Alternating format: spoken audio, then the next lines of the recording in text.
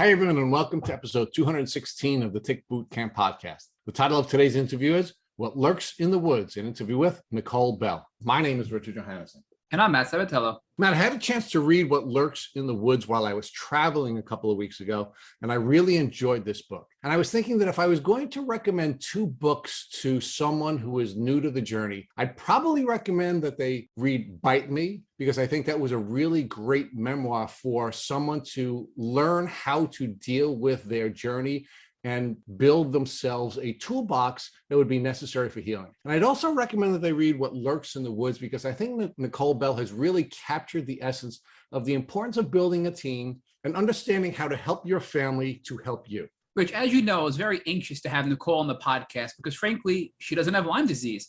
We even shared this with Nicole before we started the podcast. And as it turns out, my concerns were unfounded. Russ, Nicole's husband, was diagnosed with Babesia, Bartonella, Lyme, heavy metal toxicity, and a wide variety of other illnesses. But what's most interesting about this case is he started off with just depression, anxiety, and a volatile mood, not your classic Lyme symptoms. So it took a long time to get diagnosed. Some of the lessons we learned from Nicole and Russ's journey are that a typical MRI is not going to be helpful in evaluating a Lyme patient. There are other scans that we can look at that are much more helpful for Lyme patients. She also talked to us about Lyme rage and psychological symptoms due to Lyme, and how she found they weren't really due to Lyme disease, but a different co-infection. We also learned about Bartonella and how tricky it can be to treat, and specifically what worked best for Russ and how he was able to overcome Bartonella.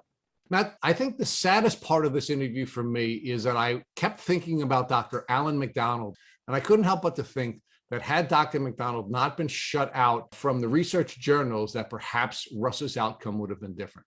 Matt, I'm really excited to introduce Nicole Bell to the Tick Boot Camp community. Hey, Nicole, welcome to the podcast.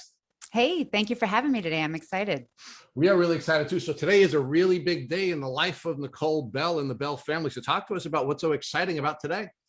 Well, today is the book launch. So I have written a memoir about our family's experience with Alzheimer's disease and Lyme disease and all the co-infections. And it's actually, I chose this day because it's also my husband's birthday. It's really his story. He was the one who became chronically ill. And so we're trying to get our story out there to honor him and to honor the journey that we went through and to help other people.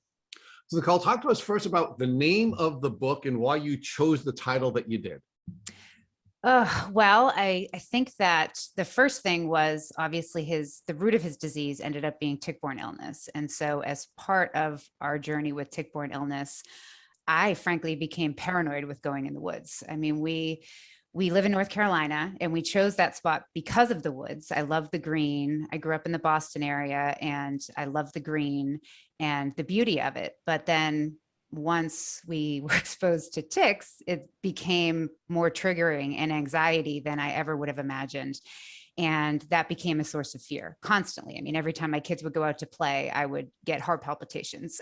And then later in the journey, there was also symbolic because my husband actually, as part of his disease, started hallucinating and he thought people were living in our woods and trying to kill us. And so there was just so much fear and angst about the woods, which really was originally my peaceful place and my comfort place. And it transformed everything for me that it just seemed really central to the story. So Nicole, now, of course, the woods can be a scary place, right? Because there are all kinds of spooky things that you can't see, certainly at night in the woods. And as it turns out, if you focus on some of the challenges that we would face if we were in the woods and we weren't protecting ourselves, they can be scary places, but it could also be a beautiful place, right? And it's sort of the intersection between the beauty and the pain that comes along with your story that sort of is captured in the title. So I thought it was a really cool title after reading the book. So I do want to thank you for sending me an advance copy of the book, because it really is a beautiful book. And I strongly urge our listeners to purchase What Lurks in the Woods and read this book. And we're going to outline for them through your story why this would be helpful to them on their journey. And of course, in the introduction, you talked about why you wrote this book. So can you share with our listeners why you wrote the book? Yeah, I mean, as a caregiver, it was just a really difficult journey. I'm an engineer by training, and so I like to have everything organized. I'm a project manager. I'm an engineer. I solve problems, and being a caregiver was by far the hardest thing that I had ever done.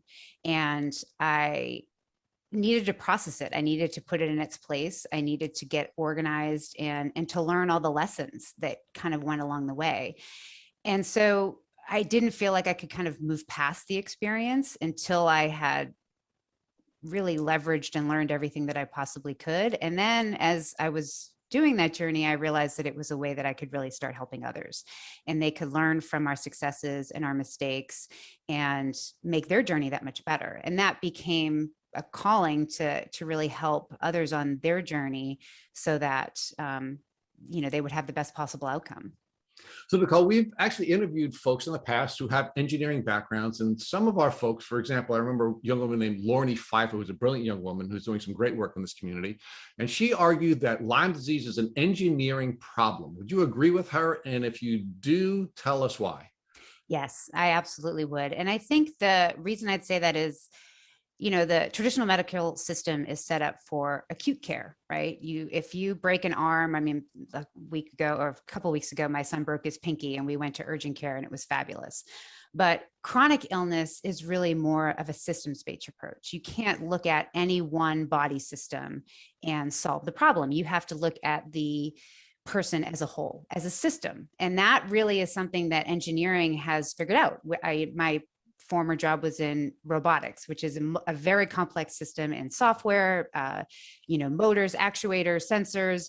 Everything has to come together in order to find what pieces are broken.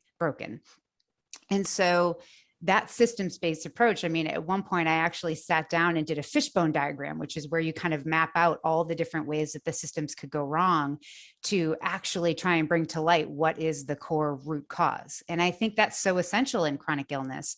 And it's not something that medicine is really trained to do. And it's not set up. You go in, you have 15 minutes, and the expectation is at the end of that 15 minutes, you get a pill that's going to solve all your problems.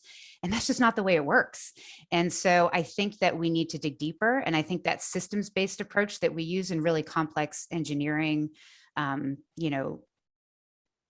machines and types of things is really going to be what the next step of healthcare is going to require. Okay, so let's pause there for a second and talk a little bit about your background. I want to give our community a context for Nicole Bell, and then we're going to dig into some of these issues that you just started to address, because I'm really excited to debate some of this with you. And I've been looking forward to debating this with you since I read your book a couple of weeks ago, but I want to pause there. So let's talk about Nicole. Nicole, where did you grow up, and what was your childhood like? So I grew up just south of the Boston area, and my entire life. And my growing up experience, I think, was pretty calm. Really nothing noteworthy. I've heard a lot of challenging stories, but my family was very comfortable. We were like middle class, nothing really interesting to tell of. I had a lot of opportunities and was very fortunate. And I was always very competitive. I was an athlete, student athlete, and worked really hard, did well in school, ended up graduating from high school and went to MIT. It was kind of interesting. I wanted to be an engineer, but I wanted to go to a big college school. And so my parents were like, if you can go to MIT, you really should. And so against my own stupid teenage brain, I agreed with them and went, and it was the best decision that I ever made. And there I studied kind of material science and engineering. That was my early passion, and got into the electronics industry. So my career is actually a little scattered. I like new challenges and I like startups. And so I was in the electronics industry for a while, but that's a really challenging industry to get into startups because it takes $1 billion fabrication facility, and it's really just not very amenable to innovation and smaller companies entering the space. And so mid-career, I actually switched into more of a bio focused, and went back to school, went to Duke and got a master's in biomedical engineering. And then since then, I've been in the medical device space, either diagnostics or most recently surgical devices. So let's go back to your time as a young gal in Boston, and we would probably pronounce the name of the city differently. But by the way, are you a Red Sox fan? I am. Is that going to just totally tank this interview? Yeah, I'm really sorry to hear that, especially since your team took my Yankees out. But we'll forgive you for that for the moment. And talk to us about what it was like to be first someone who had an aptitude for writing, because you talk about that in your book, that you had this aptitude for writing. And I think it's important for our folks to understand that that is one of your gifts, but you also had this engineering aptitude as well. And that was identified pretty early on in your life. So tell us about how you developed these dual passions in your childhood before you went to MIT. Well, I always like to write. I mean, I think that I am a ruminator. I have things, I like to solve problems. And when I can't solve the problems, they just spin in my head, and they spin over and over again, and they will make me insane. And so early on, I kind of identified writing as a way to work through that. I mean, even something as simple as being an adolescent and dealing with different personalities that you grow up with. And I remember writing in high school about my first encounter with like real racism, and I just couldn't process it. And so I decided to write about it. And so those are the types of things that really the writing really helped me process and figure that out. But deep down, I've always been really good at math and science, and I like rules and order and trying to figure things out. And I love that in my physics class, like one equation could help me unlock dozens of problems, if not hundreds of problems. And I always had an aptitude for math. And so engineering just really seemed a good fit for me. And frankly, making a career as a writer seems really difficult. So, but I always had gravitated, even in my career, towards communication. So a lot of times engineers, God bless their souls, are not necessarily the best communicators. And so in my career, I always kind of ended up being a liaison between different folks, engineers and attorneys, engineers and business people, and telling that story, between those two types of people. And so and I did technical writing, along that lines, but this was as my husband really got back into his journey and I became difficult, that ruminating cycle began again. And I was trying to figure it out. And so I started journaling, and I had to get it out on the page, and I had to figure out how to process it. And then over time, it became clear that I really wanted to do something with those journal entries and turn it into a book. And so, that was really a blessing, because the journal entries really, you write them in real time, and it led to a lot of detail and a lot of the actual, just the nits and gritty of the whole experience.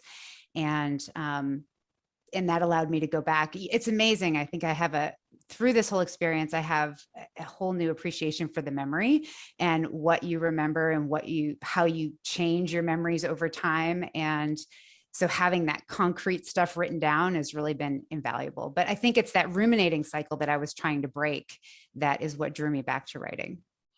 So now let's talk about your relationship with your husband. How did the two of you meet, and how did that romance develop?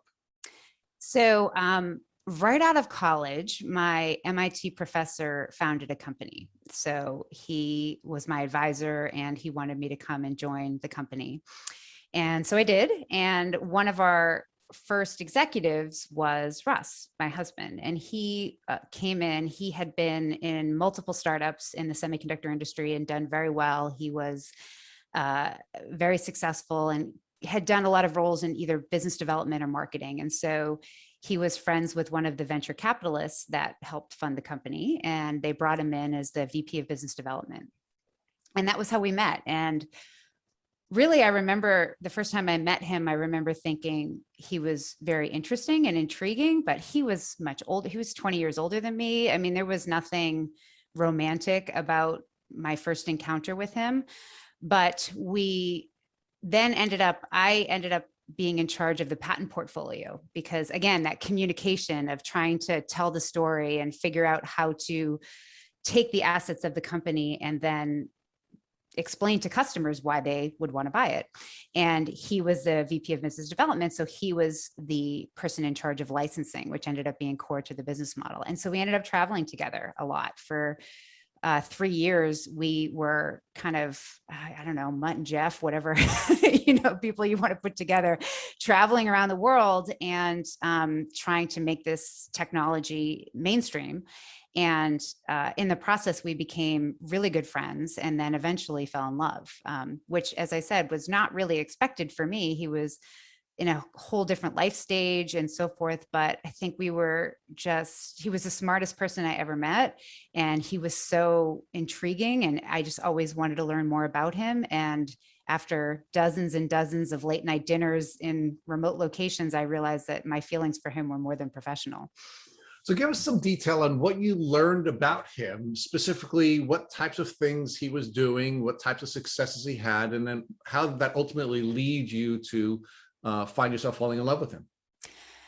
He was just an interesting character. I mean, he had a very troubled childhood, not as, difficult as maybe some other folks, but he almost raised himself. I mean, he had a very overbearing older brother, which always brought drama into the family, lots of interactions with drugs. There was actually even a drive-by, actually it wasn't a drive-by, which I incorrectly said in the book. It was actually a walk-by. His brother corrected me, a walk-by shooting by his house.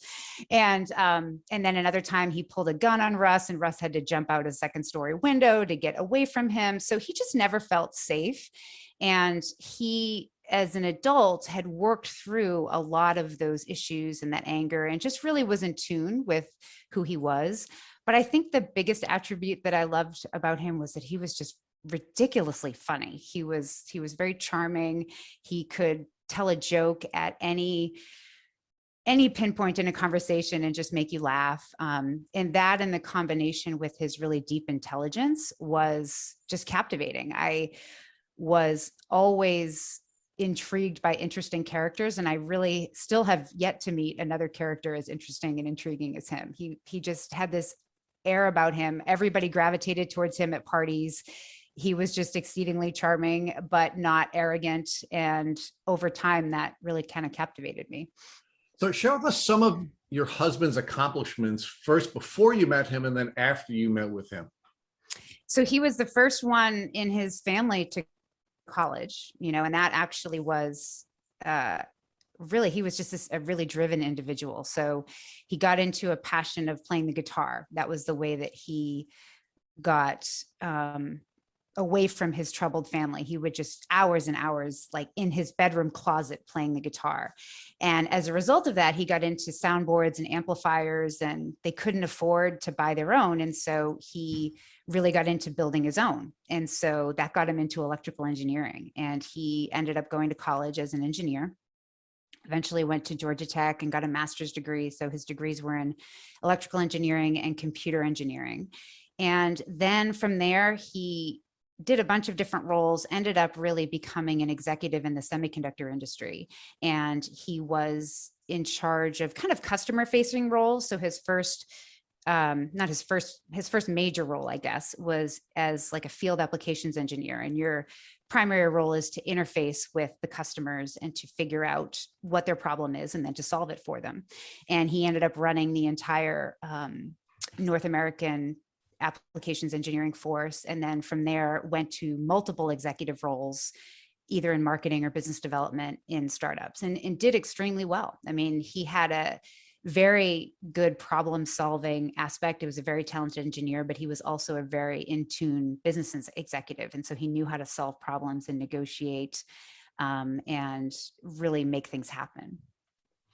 So before you and he started dating, he was a very accomplished business executive. He was an academic. He was an engineer. He was very accomplished, and it was that part of him, in addition to his charming, his charm and his humor, that caused you to ultimately be attracted to him, and your romance began. Yeah, I mean, I like to think of myself as a lifelong learner. And when you meet someone, I mean, I was in my early 20s, and you meet someone who's been through so much and had so much life experience and been successful, it was like, wow, this guy's kind of really got it together. I want to learn from him, and I want to try and figure out how he accomplished what he's done and the lessons that he's learned along the way. And so I think that was what initially really drew me to him. And so I just kept asking questions. And then I realized, wow, this guy's really captivating. And then, as I said, over time, it really morphed into something more. So talk to us about first your background in the outdoors? Meaning, what kinds of outdoorsy things were you doing during your childhood? You said you're an athlete. Were you spending a lot of time outdoors? And if you were, what kinds of things were you doing to keep yourself physically healthy so that you can perform at the highest levels?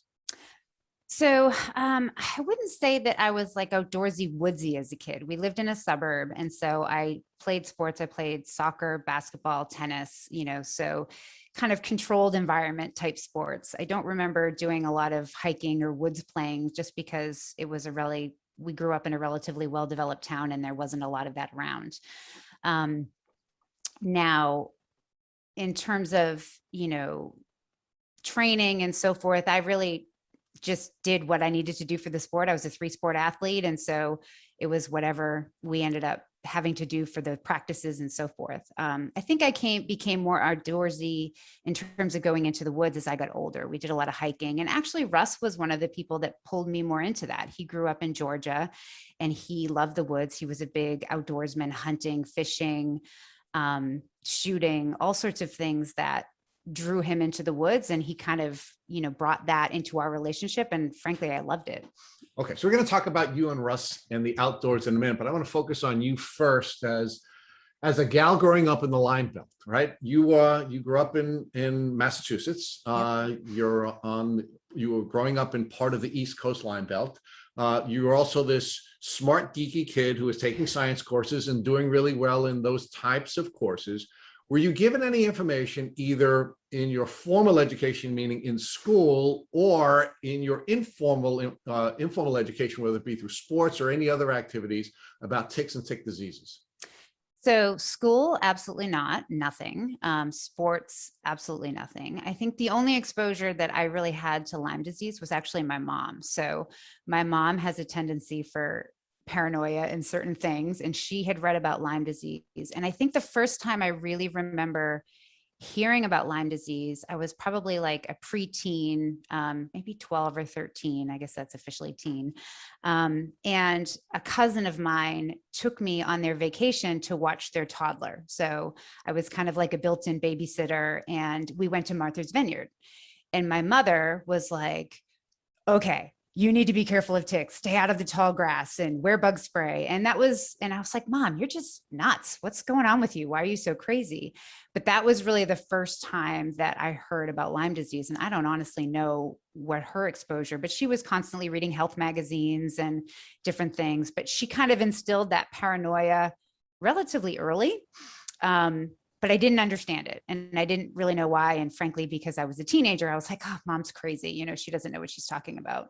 I now know that my mother knew a lot about what she was talking about, and not just in tick-borne illness. Thanks, Mom. And, but that was really my first exposure. But in terms of my formal education, there was absolutely nothing.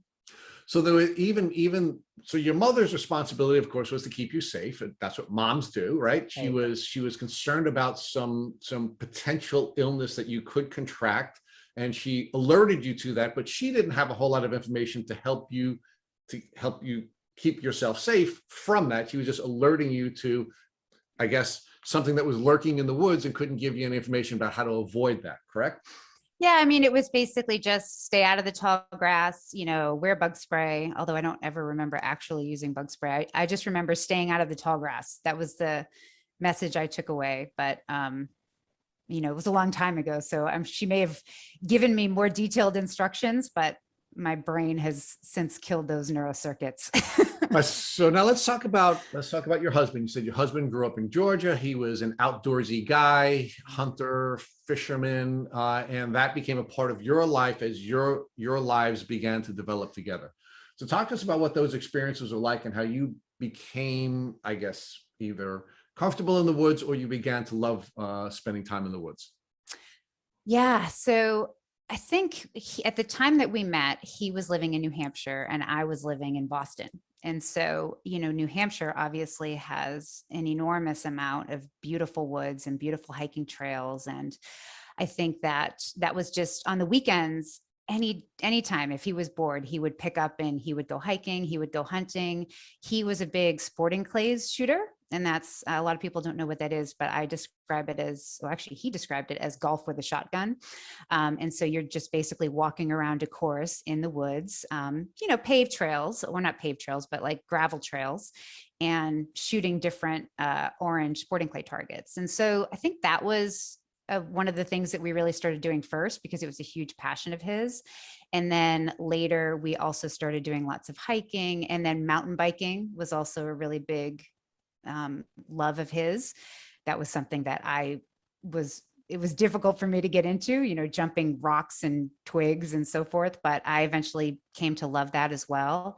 And yeah, so just on the weekends, that's what we would do. It was something to get outside. It was very calming. I really enjoyed it because I was always a very athletic person. And I mean, who doesn't love nature? I mean, I guess there are people, but for me, it's very calming and it's beautiful. And, but then again, to that earlier education, the tick thing didn't really come back into mind. It was just, hey, we're out in nature. It's beautiful. And that's what it is. So that's really where I want to go with this, Nicole, and why I'm directing you to this portion of your journey, right? I mean, you had this intellectually gifted husband who was accomplished. You're now introduced to a new part of life, a new lifestyle where you're now outdoorsy and you're participating in these hunting activities and these hiking activities and these cycling activities. And as your husband's introducing you to these different activities and teaching you, for example, how to shoot a shotgun in this process, or how to perform as a cyclist, when you're mountain biking. Was he ever talking to you about steps you should take to be safe, for example, when using your shotgun? Were there safety protocols put in place when you're participating in the use of the shotgun, for example? So safety for the shotgun or safety for ticks? No, let's focus on shotgun first. I want to know what safety precautions he was offering to you, because obviously you're romantically involved with someone who cares about you and wants to keep you safe, right? So when you're being introduced to this clay shooting, for example, were there safety protocols that he was teaching you so that you wouldn't shoot yourself or shoot someone else, for example? Absolutely. Yeah. So in sporting clays, it's very controlled. You step into a stand and there's usually like 2 bars on either side of you. And the rule is you're always unloaded. And, if you have like a shotgun, you keep it broken open or you keep the action backwards. And so it's only loaded and ready to fire if your barrel is pointed in between those 2 boards. And that's a very defined target and there's nothing down there. And so there's very defined rules that you follow, and not doing it is really, really bad form that can get you kicked out of the course. And so that's just part of when you go shooting that you have to learn. And I think later when we ended up doing pistol shooting and other types of shooting, there's just very well-established range rules of what you do, what you don't do, where you point the gun, when you reload.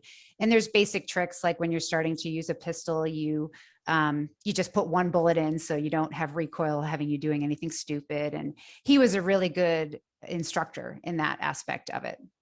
What about cycling? Was he, when you began your mountain biking experience with your husband, was he giving you safety instructions on how to be safe on a mountain bike and how to negotiate the different elements of a course when you're mountain biking? Sure. I mean, there's different ways to go over stumps and rocks, and obviously wearing a helmet is the most important thing. I still remember very vividly one of the first things we went in New Hampshire, and he was trying to get me to just be calmer on the course because I was like super tight and super nervous about going through. And then no sooner that I was really starting to feel comfortable, he totally fell over and whacked his head on a rock. I was like, well, this isn't really helping me. But he had his helmet on and his helmet protected his head. And then he told me, he's like, after you crash in a helmet, you have to get a new one. So like just stuff like that, although that crash didn't do much to instill my confidence. It took me a couple of rides to get back on that again. But yeah, I think there's just things that you learn about any sport that will teach you techniques and teach you tips to be safe. So Nicole, one of the things you shared with us earlier is one of the things that attracted you to your husband was that he was somebody who taught you a lot, right? You as a lifelong learner wanted to learn from him, and he had this diverse set of experiences, and he was often sharing them with you. And as somebody that he cared about, he was constantly teaching you how to be safe when you're engaging in these new activities. It sounds like he was a great teacher, correct? Absolutely. So did your great teacher, when he was introducing you to the woods and all the different activities you're doing in the woods, ever give you any instruction about how to keep yourself from safe and healthy when coming in contact with ticks or other vectors that are a part of a woodsy experience? I would say not really, a little bit. I mean, he used DEET as, to spray, but it was mainly for mosquitoes in that context. I think he was from Georgia, and he's like, ticks are a way of life, and ticks are not necessarily dangerous. You just take them off and you're fine. And I don't think that there was a fear of that. I don't want a bunch of mosquito bites, so I'm going to spray a bunch of DEET on me. And he did that regularly. But ticks were just something that he was used to. And I remember freaking out because my mother had instilled this, fear early on. And he's like, oh, I've pulled dozens of ticks off of me. It's really no big deal. And I was like, oh, okay. Not sure I would agree with that statement now, but that was how it was perceived. So let's talk about that experience in particular. During the course of the time that you were spending time with Russ in the woods and engaging in these outdoorsy activities, do you ever recall finding a tick on yourself? Yes. Yeah. I pulled at least a few off of me. Yes. And were you with Russ at the time that you were discovering these ticks, and what kinds of instruction was he giving you about these ticks that he had been dealing with for most of his life? It was really just, let's take them off properly, kind of make sure we get the head out, take them out so that you don't leave anything into your body. And it was really just more about proper removal. And then, I mean, he was aware of Lyme disease. He had lived in New Jersey, and he had himself tested one time. And it was really more, okay, just be aware if you have any fever symptoms or weird symptoms, keep an eye out for a rash. Those were the types of things that we were definitely aware of, but none of that ever happened. So, we went, and even a couple of times, based upon his experience previously and my experience, we had ourselves proactively tested on our own, even before all of this, to just, get a Western and get tested because we had been bitten by so many ticks, but they came back negative, and we were like, okay, everything's good. So why were you doing that testing, that proactive or prophylactic testing? What was just because we had been exposed to so many ticks? I don't think it was like, hey, we have any symptomology and anything. It was just like, we've been bitten a lot, and especially, Russ, we'd been bitten a lot, and it was just something that was part of our lifestyle. And again, my mother had instilled this early paranoia, which as I got older, I realized maybe I should listen to her. And so, you can order from like any lab test now or any other place you can go and get a test done. And so we had done that as part of just a prophylactic screening. So what were you planning to do with this prophylactic screening if it had come back positive? We would have just gone to our regular primary care doctor and said, what do we do? And now when you were doing this prophylactic screening, were you making sure that your doctors and or medical professionals were noting in your medical records that you had been bitten by ticks many times, you had concerns about Lyme disease, and you were being tested? No, this was just something we completely did on our own, ordered it on our own, went, did it, and came back negative. And we're like, okay, moving on. Okay. So now let's talk about how your life is developing with Russ. Your romance begins, you get married, and now you're developing a family together. So talk to us about how your life was proceeding together after the romance began. Well, after we got married, we moved to North Carolina, and we built our house in the woods. It was a beautiful lot that we picked because we loved, that area, and it was kind of untouched by humanity. And so we were doing really well. He had decided when we went to North Carolina that he was going to step back from his career. We knew we wanted to raise a family, and he was going to be Mr. Mom and really help take care of the kids. He kept telling me it was my time to shine in my career. He was extremely supportive. He was probably my biggest fan in terms of my potential and what I can do, and was really honestly the one who encouraged me to go and switch careers and go back to school, get into, biomedical engineering, so that I could get back into startups and really enter into that space. He was the one that had that idea. And he was really like an advisor. I would come home on at night and, tell him all the challenges that I'd had during the day. And he would coach me and give me advice. And we would continue having fun on the weekends and going shooting and doing things. And then eventually, after our house was built, we had our first son, Ryan, and then young life with kids began. So Nicole, let's talk about your college and postgraduate education. So you went to MIT, and then you went to Duke, two of the top schools in the country. And your major, you said when you went to graduate school, your major was bio. So my undergraduate degree at MIT was in material science and engineering, and I also have a master's from MIT in that. Okay. And then when mid-career around, age 30, I went back that's when I went to Duke, and that was in biomedical engineering. Okay. So during your time, either at MIT or at Duke, did you receive any information about ticks or tick diseases? No, I mean, it was 100% engineering focused curriculum. Okay. You didn't take any science courses when you were I mean, yes, but science like chemistry, even biology courses, it was like cellular biology, immunology. It wasn't anything that would have touched upon vector-borne diseases. No. Okay. So now you and Russ have your first child. Russ agrees to be Mr. Mom, and you are now moving forward with your career. Do you start to see any health issues developing with Russ during this window of your time together? So he was extremely healthy, quote unquote, in terms of like he was very active. He would do like I remember every year we have a ton of mulch in our yard, and he would wheelbarrow like every single load of mulch himself. It would take him 2 days. And he was very physically active, ate well, exercised. But the first things I think that I started to notice were more mood-based. He became irritable, depressed. He would be angry. He would have bouts of at the early stages, I wouldn't quite call it rage, but it was like pre-rage, where he would just get really angry about silly things, which were very uncharacteristic, because when we first got married, we would never fight. I mean, we were both engineers.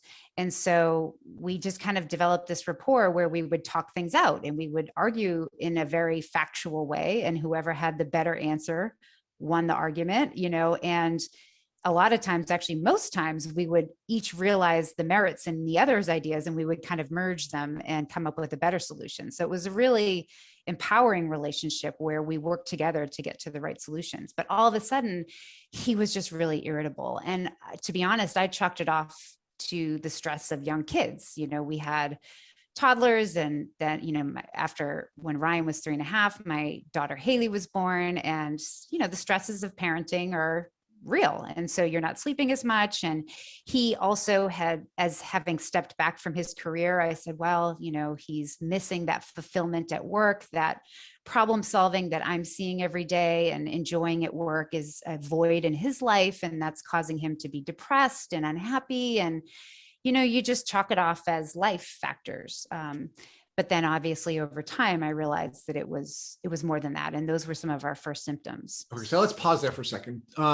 Before he went through this personality transformation, and you just share with us that he came from this traumatic background, so he learned how to manage trauma very early on in life, and he poured himself into first artistic endeavors with the guitar, and then ultimately into academic endeavors. So this is a man who knew how to manage trauma and knew how to deal with these kinds of challenges long before he ever met you.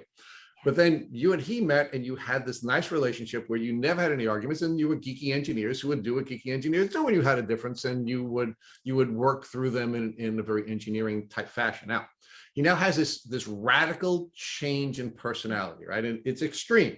Yep.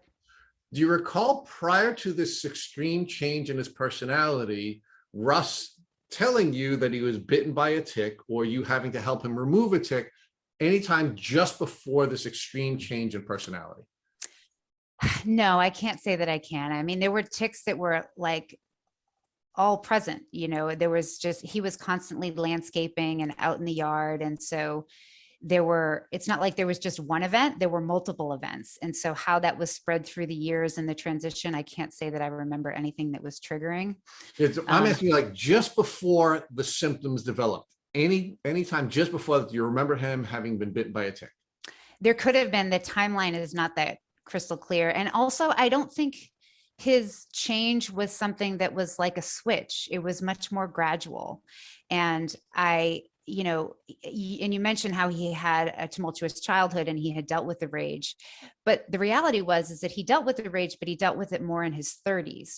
During his 20s, he was pretty volatile, and he hadn't really dealt with all those emotions. But I think as he advanced in his 30s, he went through a lot of therapy. He kind of dealt with that. And so he really had evolved. But then when those symptoms started coming back out, it was like, well, maybe he really hadn't dealt with that, and the life stresses are bringing it out. And so I chalked it off as, well, like maybe he had more. We were still a relatively young couple in our marriage, and I was like, well, maybe he hadn't dealt with his rage as much as I thought, because I knew that was part of his history, but it wasn't my experience. But again, over a marriage, you really get to know somebody, and so I questioned whether I had really assessed his personality correctly. But it was not a switch. It was very gradual. And then there were lots of moments of normalcy where he seemed himself and everything was great. And we had a lot of, I almost describe it as like an emotionally abusive relationship at one point. Like he would get really angry and really ragey, and then the next day he would be, very apologetic and sorry. And it was like a lot of a roller coaster, and it got worse over time. So it was almost like watching your kids grow up. You can't see them change right in front of your eyes. That was more my experience. It wasn't like there was an event and he changed. Okay. So, but Nicole, there seemed to be, even if the extreme nature of his personality change developed over time, there was this point where there was a difference for you, where you noticed he was behaving differently. I mean, you had developed a friendship over a long period of time. You were traveling together for 3 years before you began your romantic relationship. So you knew this guy pretty well, right? Yep. And he certainly had overcome the trauma that he needed to overcome before you and he developed your relationship. And you certainly would not have been attracted to him if he was a nutbag and he was doing all kinds of crazy things, right? So there was this moment where the change took place. And I'm wondering what was happening just before that, if you've explored that, meaning if it was not a tick bite, and of course it seems like because you're in an endemic community that he was getting bitten all the time, as were you and probably your children, but were there some immune disrupting events, meaning some stresses or something else that were happening just before he started to go through the personality change that you'd never seen before in all the time that you were together? I mean, I think that the stresses that were present, it was him retiring and then the young kids. And so those to me were attributed to the triggers. I attributed those triggers to his change and just a dramatic change in lifestyle. I mean, it really was. He was home all the time. He was a very driven individual. And he would even say, I'm just like a landscaper and a nanny. He wasn't feeling fulfilled, and he wasn't himself. He had always worked excessively hard. I mean, when he was younger, he was going to school, he was working a full-time job, he was playing in a band, he was constantly busy and constantly engaging in really, aggressive pursuits that developed him mentally and physically and emotionally. And I think he felt stagnant, and that caused stress. And that's what I attributed it to at the time. Okay. And that's where I want to go with this, right? So right now we have a guy who's behaving very, very differently, extremely now differently than he had been before, and certainly not the man you had fallen in love with, right?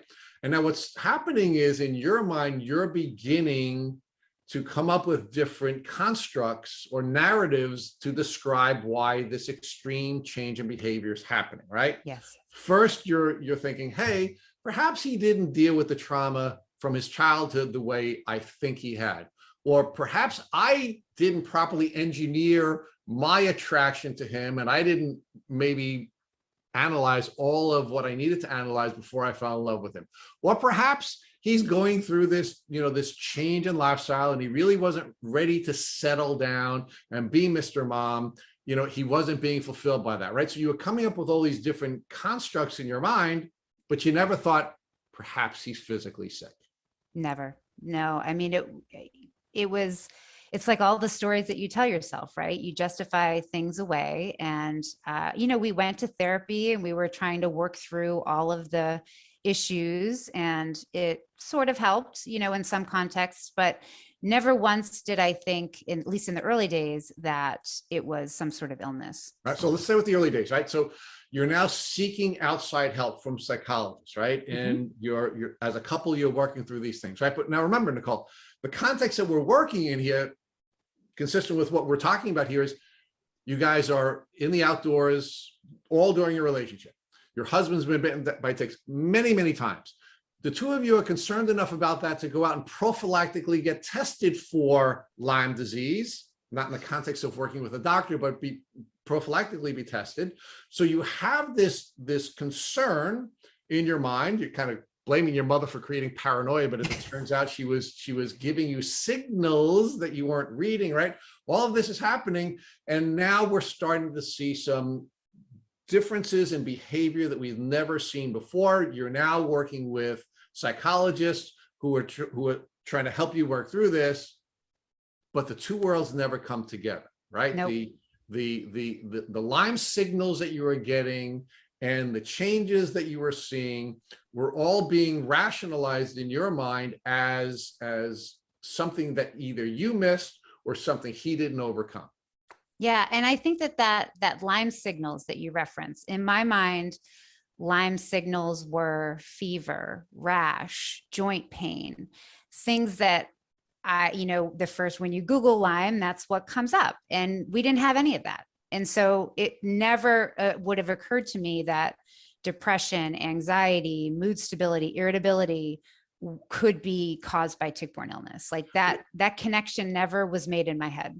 But you went to other healthcare professionals, mental health professionals, and you were looking for help to diagnose your husband's illness or your family's illness. Yeah, it was more marriage counseling kind of thing. Yeah. Okay, but they were that again, mental health professionals who were now helping you to try to overcome the challenges that were in your relationship, and you were describing his depression and his anxiety and all of these other concerns that were developing, and no one ever said, "Hey, there's a possibility that he's suffering from some kind of a physiological illness that's causing this change in behavior." No, it was more the lifestyle factors and just, emotional state. It was not anything that could be biochemistry or infection based. So Nicole, one of the things that we found really interesting when we interviewed Dr. Leo Shea, another one of the Lyme pioneers, is that Dr. Shea has argued to us that anytime there is an emotional illness, it is physiologically based. And that he is always taking his patients from the emotional challenge to a place where they're trying to get to the root causes, which we're going to spend more time looking to physiologically. And I think that, again, if we're going to identify failures in this, because I think one of the things that's most challenging about one of the most challenging parts of, your book, at least from my perspective, was that, like, I saw this illness coming long before it had come. And we have two brilliant people. You, again, well, just because we're talking with you, you're a genius. You went to the top schools in the country. You are unique in so many different ways. If someone was going to, you're an engineer. Yeah. If somebody's going to deconstruct very early on what's happening with somebody that she loves, who's now who's crazy around her children. Yeah. If someone's going to have the tools to do that, it's Nicole Bell. Yeah. I mean, I would have loved that. I think it's, one of the things that I struggle with all the time is like, oh, I should have known. But I'd never been exposed to it. How would I have known? I mean, everything that I had been said was, or had been taught to me, was fever, rash, joint pain. I never once would have, attributed depression to illness. I think that's one of the things that is my biggest takeaways. Is I absolutely agree with what you said in terms of, emotional and, other types of mental illness. There's so much biochemistry linkages that we don't understand, but that was knowledge that was hard learned on my part. And I had no training that would have actually pointed me in that direction. So Nicole, one of the things you say in your book is that you want to encourage people to trust their gut. Like that's one of the lessons you want to teach them. Talk to us about how you were talking yourself out of trusting your gut during this window of your journey with your husband, meaning your gut was telling you something. Yeah, my gut was telling me that something was wrong, but I think the triggers were all seemed to be rooted in lifestyle.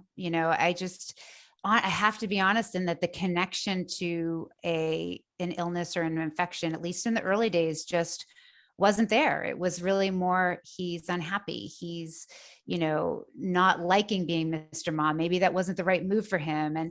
But then at the same time, I would encourage him. I'm like, go back to work, start volunteering. But he would never follow through. Something held him back. Like it was uncharacteristic. And I started realizing more and more that something was wrong, but I also had 2 young children and a full-time job, and the ability to put all the pieces together really it didn't happen. And so it wasn't until his symptoms started getting more severe that finally, the big, baseball bat hit me in the head and said, okay, there's actually something really wrong here.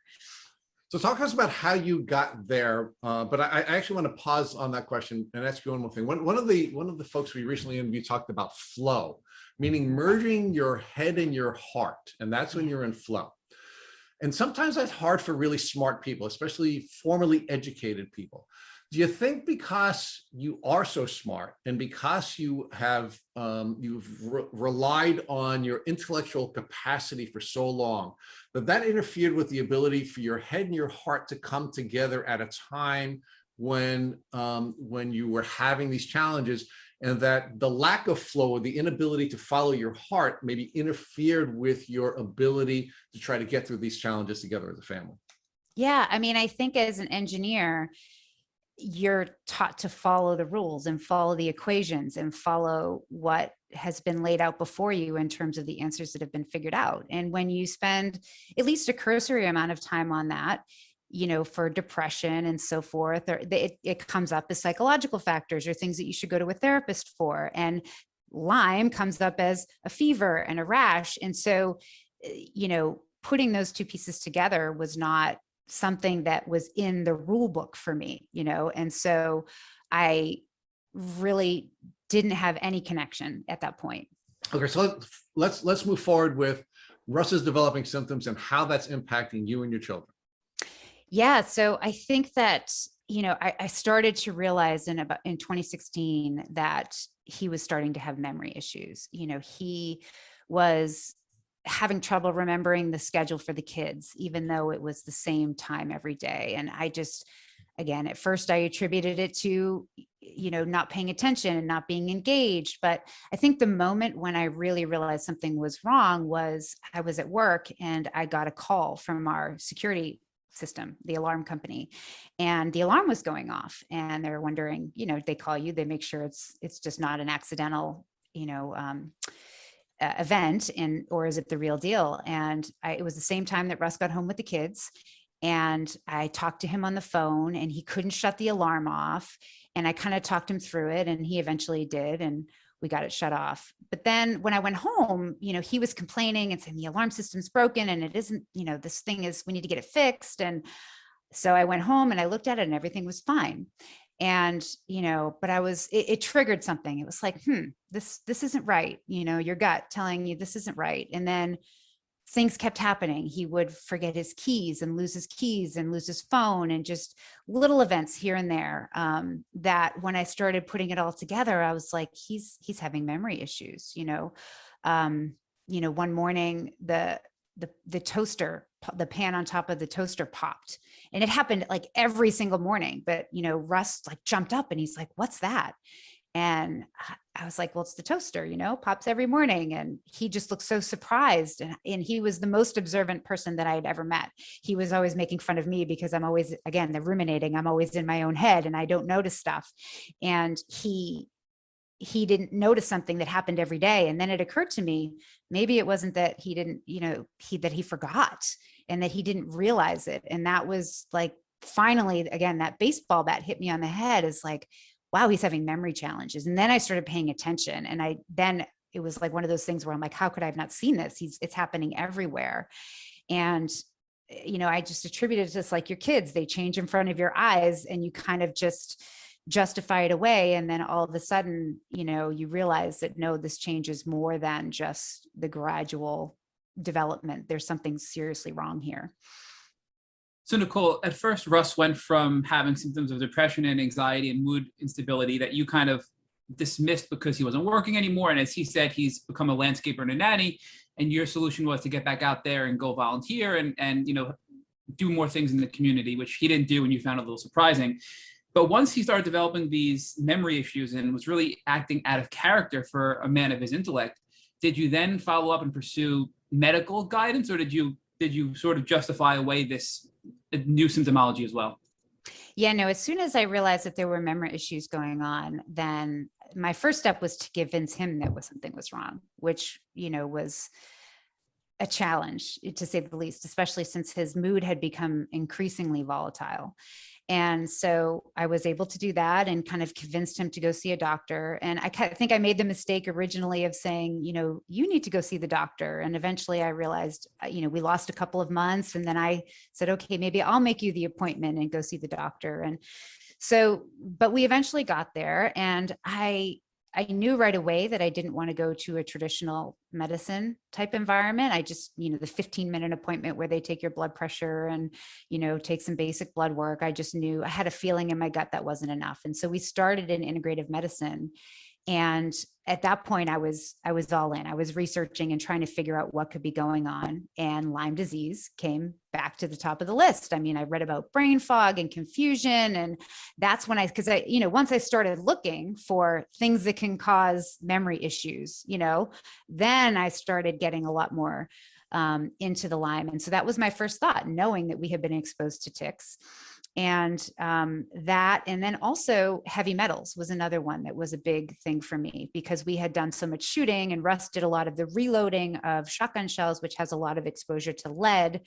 And so those were the top two things that I wrote in his intake. I did all of his intake appointment, not because at that point I thought he was not capable. It was just because he wasn't as aware that as I thought. He was still arguing with me that he was fine, and that it was me thinking he was wrong and it was my issue.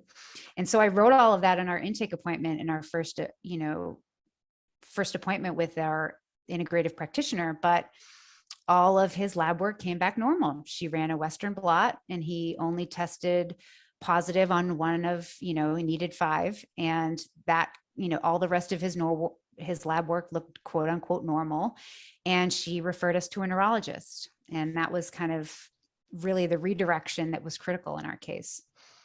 So Nicole, talk to us about why you think Russ pushed back on going to the doctor. Do you think because of his cognitive decline, he truly didn't believe anything was wrong? Or do you think there was something else, possibly a fear of what was going on, that held him back from wanting to go seek medical help? Honestly, it's hard to really know. I think it was a little bit of both, because in his more vulnerable moments, he would admit the fear. But everything was an argument at that point in our relationship. Anything controversial, like I said, we never used to fight, but at that point, even the most basic things, there would be an argument. It was just like his natural reaction was to go into fight mode. And so when you go to someone and say, I think you're losing your mind, I mean, I used better words than that, but that was essentially the message. That you're going to get an argument. Like, well, of course not. Like, this isn't me, this is you. And that was exactly what I got. It was very much a resistance. The moment when I finally broke through, I think the only reason I was able to do it was because we had been fighting so badly. I was literally in tears, and every time I got emotional, he would eventually open up and be more receptive. And that was the moment I was able to convince him that something was wrong. Because I just said, this isn't us. This isn't who we are. Something's wrong. Like, we should at least go check it out. And I was able to get him to do it. But, compliance on one day didn't necessarily mean compliance on the next. And so it was an ongoing journey. And Nicole, I know you mentioned that Russ had this volatile mood, but can you give us an example of his behavior and what you mean by that in contrast to how he was before he got sick? Yeah, I mean, one of the stories I tell in the book was, my son was very active, and he got in trouble a lot at school just because he couldn't sit still and he couldn't do, he was constantly up and about. And one day the teacher, said something to Russ and he got upset because the teacher made Russ feel, he felt attacked about Ryan's behavior. And, he came home and he was really angry. First, he was really angry with Ryan. And then we went back and we kind of figured out what had happened. And then he got really angry with the teacher. And then when I tried to talk him down from being angry with the teacher, then he got angry with me. It was just like this roaming rage that would just, like, any target that was nearby, there would be like napalm thrown on it.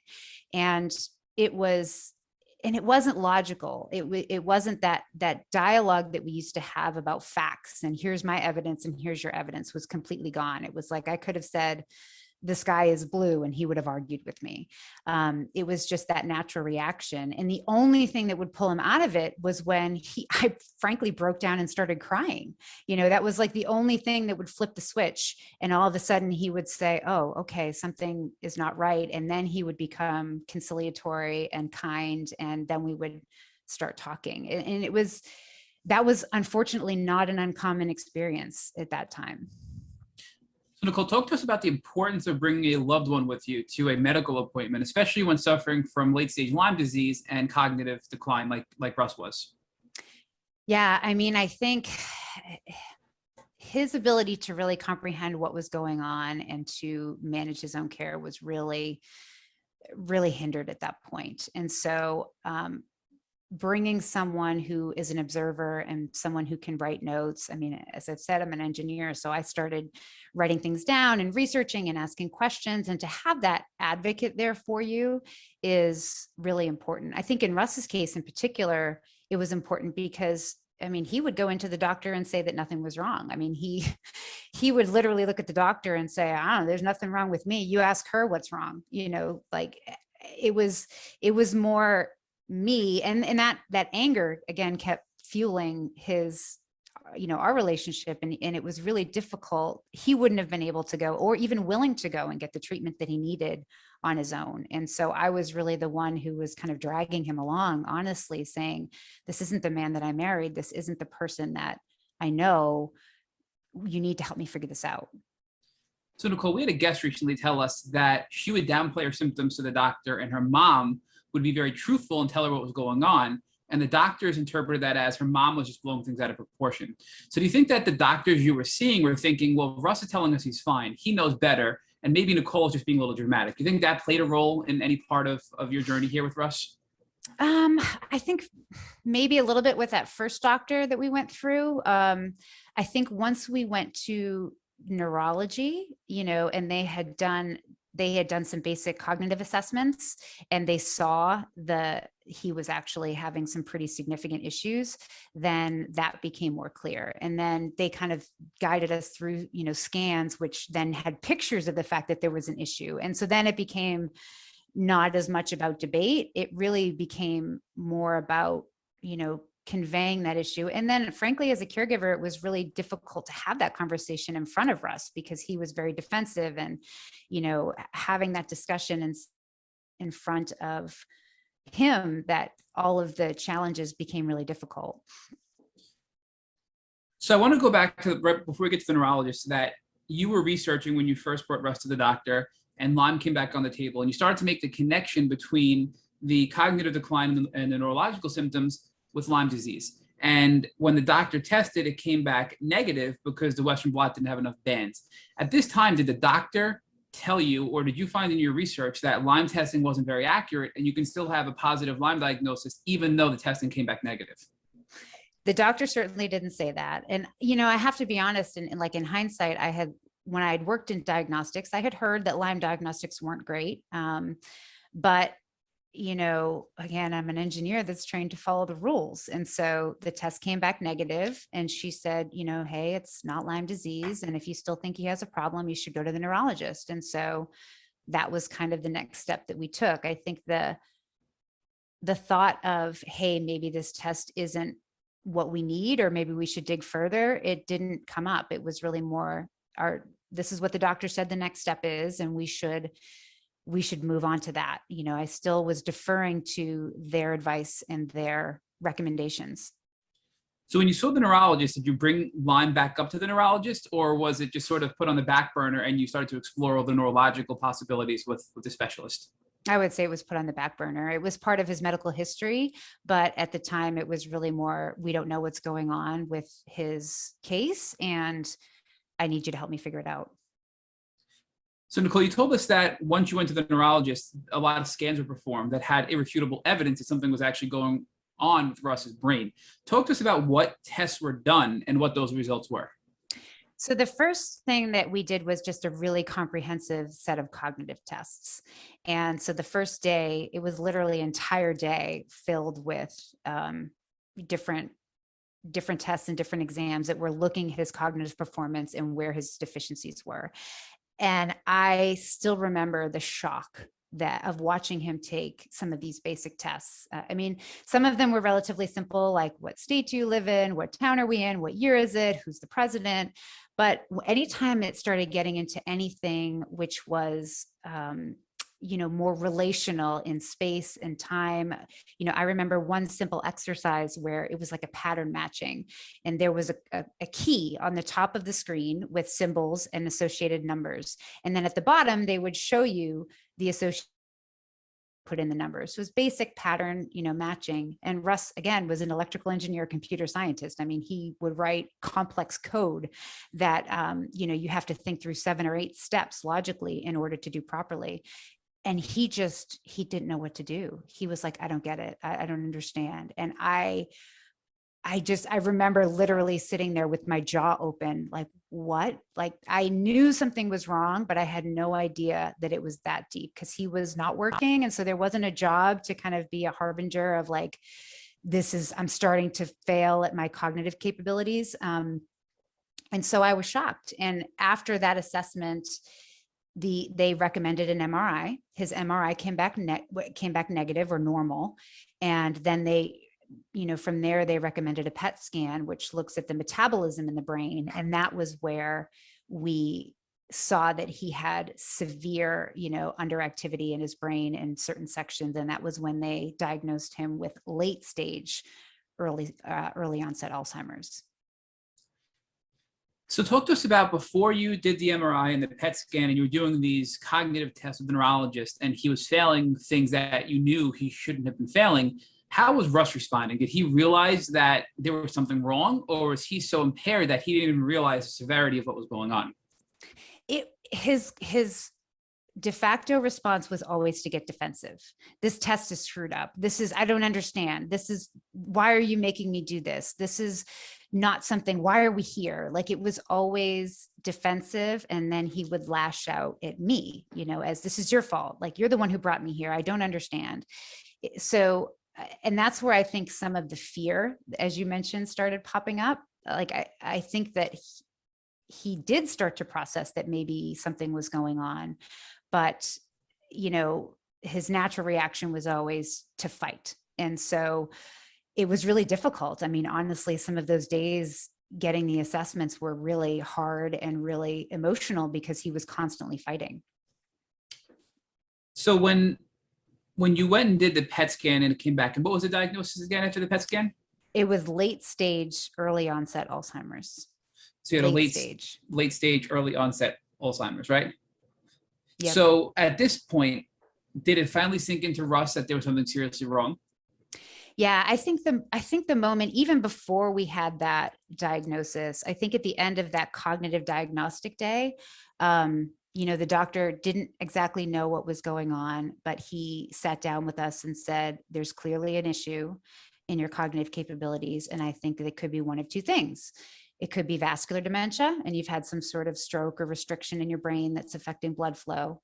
And that's why we want to do the MRI, or it could be Alzheimer's. And I think that was the moment, at least that I remember, that it really seemed to sink in with Russ, that it wasn't just me saying that something was wrong. That was the first time a doctor had actually said there's something wrong with you.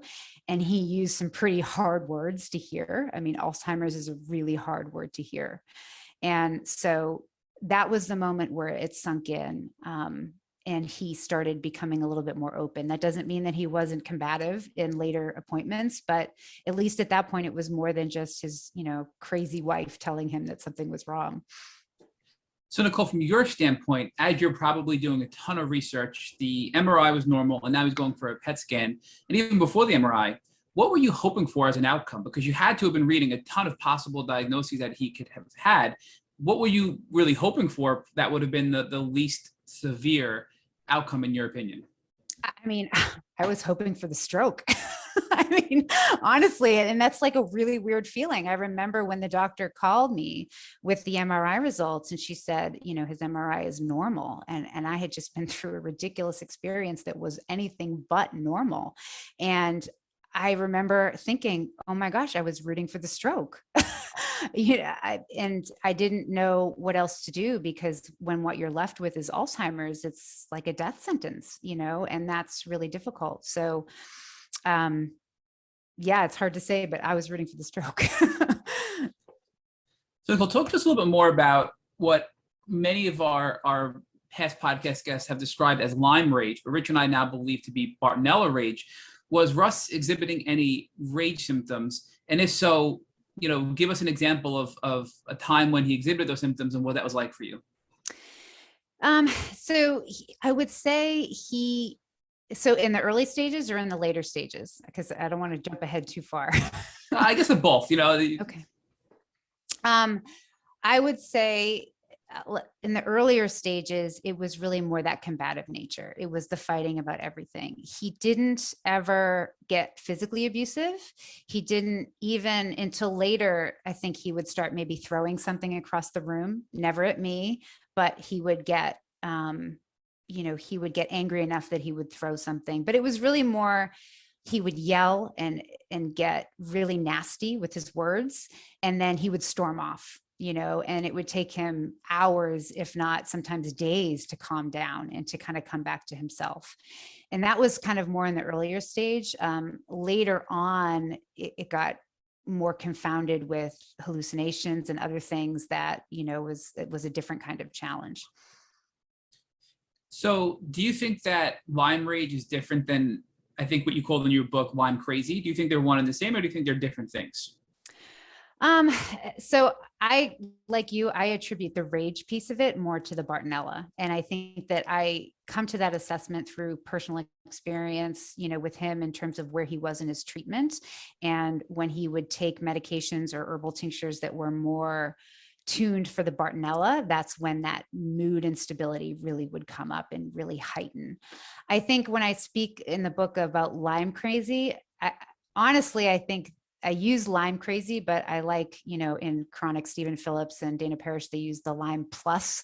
And I really should have, adopting that, or just tick-borne illness in general, because I don't think it's specific to Lyme. I think that the Lyme crazy I talk about in the book is really more one, that it can change your mood, whether it's Bartonella, Lyme, or just the inflammation that's going on in your body. But then also the fact that when you go from doctor to doctor, they make you feel crazy because they say nothing's wrong and everything's okay. And you should go see a psychiatrist because you're clearly fine. All your lab work is normal. And, so that's, really what I would say in terms of just how it puts you off balance. It made me feel crazy. And as I've said, I like to be rational and logical, and that's really a difficult thing to hear as an engineer who has spent her entire career trying to figure out problems.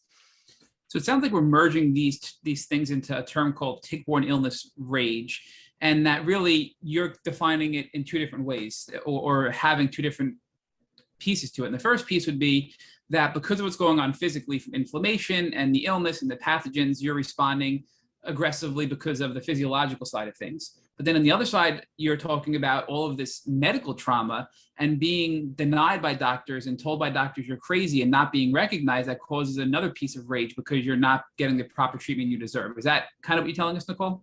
Absolutely. I would say I have become more aware and empathetic to the link between biochemistry and behavior than I ever have before through this journey. But I've also become aware of the fact of how insufficient the traditional medical system is for chronic illness. I mean, I included some other people's stories in the book, and one of, a friend of Russ's actually that he used to work with, his wife was sick for 20 years for going from doctor to doctor to doctor, literally telling her crazy. She had one where they finally referred her to a psychiatrist because it had to be in her head. And she goes to that doctor, and the doctor says that there's no issues with her psychologically. It has to be physical. And her response was, they're saying that it's my head because there's nothing wrong with my body. You're saying it's my body because there's nothing wrong with my head. What am I supposed to do?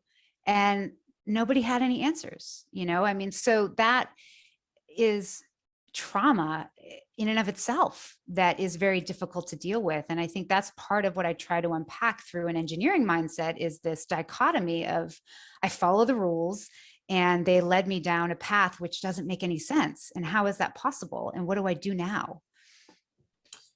So Nicole, talk to us about when you got the diagnosis of late stage, early onset Alzheimer's, and you realized how severe this was with the neurologist. What were the next steps at this point? It didn't sit with me that, you go back to following your gut, and it just didn't make any sense. Russ he was only 60 at the time. He had his family, no genetic predisposition. I had him tested. Went first to the genetics to see if he had any markers that would make him predisposed for Alzheimer's disease. Every single one came back completely negative.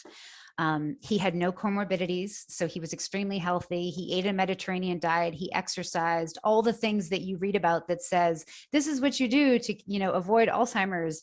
He was already doing all of it. And so it didn't really make any sense. And so I kept doing my research, and tried to look at everything that could be leading to his decline. So, we tested his thyroid, we tested for other infectious diseases. I even tested for HIV and syphilis. I say, like, talk about not knowing which answer you actually want, right? But that was on the list. And, we didn't really come back to Lyme because, again, we had that negative answer that said that wasn't it. But I still knew that there had to be a root cause. But we went, and I kept going to neurologist after neurologist after neurologist, but they kept telling me the same thing. And, eventually I gave up. I think for months we kind of raged against the machine. And after we, finally had gone through every neurologist that had been recommended to us, I gave up. So talk to us about Russ's health while you were doing your research. So you're going, and how ironic that you come across syphilis as something that could be causing this, which is really the cousin of Lyme, with another spirochetal bacteria there. But talk to us about Russ's health and how it continued to decline while you were realizing this doesn't sound right and doing your research. Yeah, I mean, I think that the mood instability was getting worse. The memory issues were getting worse. It was, the gradual decline continued, but at that point I was much more in tune to it and I was much more aware of it. And so it was it was seeming like it was everywhere. And I think some of that was because he was declining, but some of it was because I was just much more aware and much more noticeable. And so I was starting to, like, he had still done a lot of the activities for the kids, but I started pulling back on that and really starting to get help in other aspects and taking care of the family and taking care of the house. He used to do a lot of things around the house that I took for granted, frankly. And then as I took them over one by one, I kind of realized the full burden of what was going on in terms of dealing with his illness. So I know you said that you were doing your research and you got to a point where you just sort of realized, you kind of just almost stopped and accepted the Alzheimer's diagnosis, but were you seeing any other specialists or getting second opinions while you were doing your own research? We were really just sticking with neurology at that point. And I was just going from neurologist to neurologist thinking, okay, this one didn't give me the answers that I wanted. Maybe the next one will. And after our fourth neurologist, and I write about this in the book, this was the top dementia expert in the area. And, I had written a very comprehensive patient history, and I came in with my list of questions, and he looked at me, and I begged him. Russ went out of the room. He got frustrated. He went out of the room to go to the bathroom. And I literally begged the doctor. I'm like, there has to be a reason that he is declining. He has no genetic predisposition. He's declining so quickly. Like, there has to be a root cause and a reason. And he looked at me and he said, I won't swear, but he used a swear word and said, expletive happens. And I was like, really? That's the best that you have to offer me is, this happens. Like, and it was the most crushing moment, I think, in our entire experience up until that point, because I just felt hopeless. And that was honestly the moment that I gave up, because that was the best he had to offer. And then he's like, okay, have you tried Namenda? You tried Aricept, that didn't work. Did you try Namenda? And I still, every time I say that, I feel this sinking feeling in my chest, because that's what it felt like at the time. I just felt completely hopeless. So Nicole, were all of these other neurologists that you were going to see confirming the initial diagnosis of late stage, early onset Alzheimer's? Yes. And you were being given medication, it sounds like, or drugs to help a little bit with the process. Were any of these medications or drugs helping at all? No. And in fact, the Aricept made it worse. It gave him massive leg cramps. And so he would wake up in the middle of the night screaming because the cramps were so bad. And so, what's the worst thing you can do to a person with cognitive decline? Let them not sleep. And so it was actually making it worse.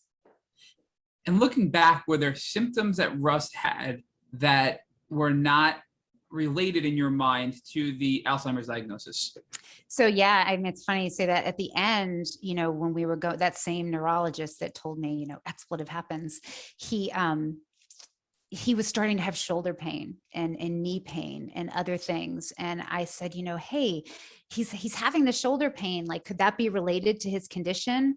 And he's like, oh, well, he is older and it's just probably arthritis. Like, it's not anything. And we're like, okay, so he was starting, because he never had that. He never had joint pain early on, but once we were already well down the path of Alzheimer's, it did start to creep up. At what point did Lyme get brought on the table? Because you sort of gave up and it sounds like Russ's health continued to decline. And I guess before you answer that question, was there anything else that you want to discuss before we get to the Lyme being brought on the table, as far as other misdiagnoses or things that happened with Russ and you? Yeah, no, I think that we didn't have any other misdiagnosis. It went straight to the Alzheimer's. I think, the diagnosis of Alzheimer's came in January of 2017. And when Lyme came back on the table was later that year. And my brother, it was a phone call from my brother. So his wife had been experiencing her own health issues, and she had years of misdiagnosis and doctor to doctor, and her own traumas, which I won't go into, but they finally had figured out what was going on. And turns out that she had been diagnosed with Lyme and 3 co-infections. And my brother's a doctor and we have similar personalities. And so he started researching like crazy. And so he called me and said, hey, Nick, I think this is what's going on with Russ. And I'm like, yeah, I thought that too. And I had him tested and it came back negative. And then we talked, he was the one that really just brought back to the forefront, like, hey, the tests are not accurate. And, they're looking for the immune system response. You really need to test with different methodologies and go to a specialty lab. And he, steered me into a direction. He said, you really need to get him retested with a method that's looking for the actual organism with the PCR methodology instead of looking with the Western blot. And that was when we did. And that's what we did. And we ended up getting him tested, and he tested positive for Borrelia burgdorferi and Bartonella henselae. So Nicole, obviously you're very smart and your brother's very smart, and you didn't realize up until this point that the Lyme testing was flawed, which I think shows a lot that needs to be made more publicly aware, and a lot more awareness needs to be done globally and especially here in the States. But I can't help but wonder, what research did your brother and you do to connect the cognitive decline back to Lyme disease? And how can Lyme cause all of the cognitive issues that Russ was experiencing? Well, I think when my brother started studying, there is a lot in the research. You just have to go digging for it. So he kind of came across Alan McDonald's work and other, people in the area that had started seeing spirochetes in Alzheimer's plaques and linking, cognitive decline to infection. And so with that, and knowing that Russ was a hunter and he was always doing all the landscaping, it seemed like a natural connection, which again, that was where my brain went first, but the test threw us off the trail. And I was really angry with myself because I had mentioned earlier, I had heard that Lyme diagnostics weren't good, but I didn't really know enough. And again, I'm kind of a rule follower to a certain extent until I don't like the rules and then I have to break them. And so, but I wasn't at that point yet. I just, I was deferring to doctors and their advice because that's what they do. And that's why you go to them. And I think now I have a different view about, managing and owning your own health, but that was not something I had at the time. What did you think, as an outsider listening in, if somebody who had no idea about Lyme disease or cognitive decline or neurological problems were looking in and listening to this podcast, wouldn't it seem that a neurologist should be aware of cognitive decline issues and especially Alzheimer's diagnoses that were really caused by an infection like Lyme disease? It seems like something that should be so obvious and common, but yet it's not. Yeah. I mean, I still, once I became educated and learned, we would go to world-class institutions that are in my area and I would say it to the neurologist there and they would look at me like I was crazy. And it's unfortunate. And, I try not to personalize it and demonize the doctors because it's the training that they've been through with touched upon in their medical education. My brother was a doctor too, and his wife went through years of suffering before he made the connection either. It's one of the things that's not talked about and it's not taught. And that becomes, a huge barrier for people who are trying to get well. So how did you get the test? Did you go back to the neurologist to get the additional Lyme and co-infection testing, or was it done through your brother? How did you proceed to get somebody to finally say, okay, we'll humor you and run this testing for Lyme disease again? Yeah, we just did it on our own. My brother kind of pointed me in the right direction and then we just did it. And so it was completely on our own. Who did you do it through? Was it IGeneX, DNA Connections? What lab did you use to run all this testing? It was DNA Connections. And what did Russ come back with those results? So it was Borrelia burgdorferi and Bartonella henselae. And at this point, once these test results came back, did you have enough knowledge to realize and have that aha moment that, oh my goodness, all of this is connected to tick-borne illness? Yeah. At that point, because it took, several weeks to get the results back. And my brother had kind of pointed me to a lot of the research that he had dug up online and, in the scientific literature. And then I started, and also, as I said, I had been convinced that there was another root cause. I just couldn't find it in any way. And so once I got the results, I felt vindicated, but also angry, at the same time. And because we had lost so much time. As I said, he was diagnosed with late stage disease, and that's not something that you want to progress. And so I was relieved, angry, vindicated, furious. Just all those emotions at the same time. Now, did you take these results and bring them back to the neurologist and say, hey, look, I think you missed a boat here, and there's something we could possibly look at and maybe use another type of treatment to see what happens? No, I was frankly, after that time with his dismissive comment, I was done with him. I really just at that point said, I need to know and find somebody who understands Lyme and get treated. And so I focused all my energy on finding a Lyme literate doctor in the area and then starting treatment that way. I had dreams of going back to that same neurologist, after Russ had been healed and saying, see, here it is. But, it was, it's just a different journey. So talk to us about your research and what Lyme litter doctor you found and ultimately ended up treating for Russ.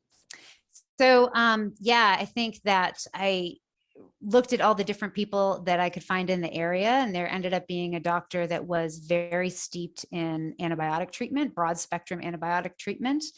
And that was also kind of a similar methodology that my sister-in-law was going through. And so But he also did a lot of more holistic management. So in addition to the antibiotics, he also did herbal treatments and immune therapies and, detoxification. So it was really a compilation of a lot of the treatment methodologies that I had seen out in the literature. And so we went there. I looked outside of our area as well and had people that I was interested in, but I knew Russ was still really resistant to care at that point.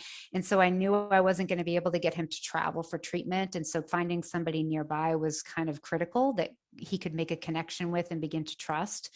And, we went, and I was able, fortunately, to get that kind of connection so that Russ was on board with getting treated. And, our journey went from there. Are you comfortable sharing the name of this Lyme specialist? I changed all the names of the doctors in the book, just for, I didn't want to put anybody out there without their consent. So I really don't want to share that. But so we totally get that. So, but talk to us about, now let's go back to Russ's perspective. So when you got the testing back from DNA Connections and you realized that you had Borrelia, Lyme, and you had Bartonella, and you talked to Russ about this, was he able to process and absorb and understand what that meant? Or was he so, so suffering and cognitively impaired that he couldn't understand what was going on? No, I think that he did understand it. And I think it did make sense to him, because just like with me, the Alzheimer's diagnosis didn't make sense for him. And so, it was immediately a connection of, oh yeah, Lyme disease, ticks, that makes sense. I've been bitten by a ton of them. And so that was actually a very easy sell. And it was also because it's something that's treatable. I think getting an Alzheimer's diagnosis, there really is no hope offered to you within the medical community. But when it's an infection that's treatable by antibiotics and other methodologies, that becomes a little bit more, easy to process in your brain. And so I think he was relieved, honestly. So now talk to us about treating with the Lyme specialist. Talk to us about how that doctor's visit was far different from your many neurologists you saw leading up until this doctor. Yeah, I think just the time that he took with us in really understanding his medical history.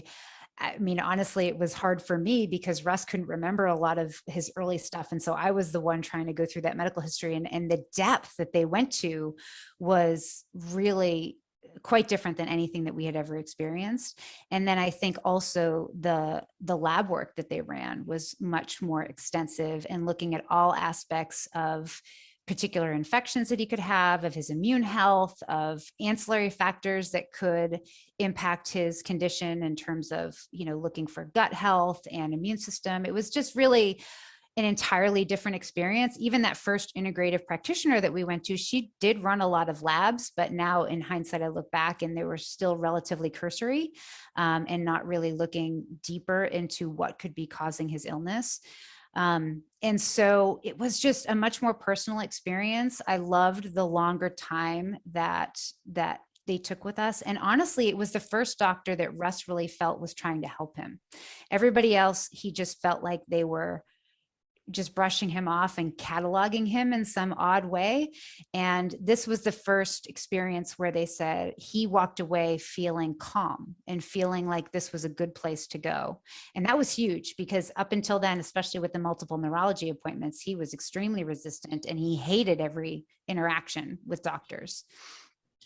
So talk to us about the testing. So obviously now you did a lot more testing beyond the DNA connections, and you had suspected earlier on maybe some heavy metals because of the hobbies that you guys had. Was anything else coming up on the additional lab work done by the Lyme specialists that didn't pop on the DNA connections that you did specifically just for tick-borne illness? Yeah, so in addition to the Lyme and the Bartonella, he also tested positive for antibodies to Babesia denkani. So he had a Babesia infection as well. He did have elevated heavy metals and were much more significant than what had been done with the previous doctor. They actually did a chelation challenge and his levels were through the roof in terms of, the analogs that this doctor had seen with chelated challenges. He said it was one of the worst he had ever seen, actually. He also had elevated levels of yeast. He had high ferritin. He had low copper. It was just like his immune system markers were all off. It was like after having been through almost a year of everybody telling us he was normal and all of his lab work was normal, I remember just feeling completely flooded with information. I couldn't even digest everything that was wrong. It was like lab after lab after lab that was just a big warning sign. And it was like, where has all this been for the last year? You know, everything was normal, and it was completely overwhelming. Do you think all of these things that were popping on the blood work beyond the Lyme, the Bartonella, and the Babesia were consequences of untreated late stage tick-borne illness?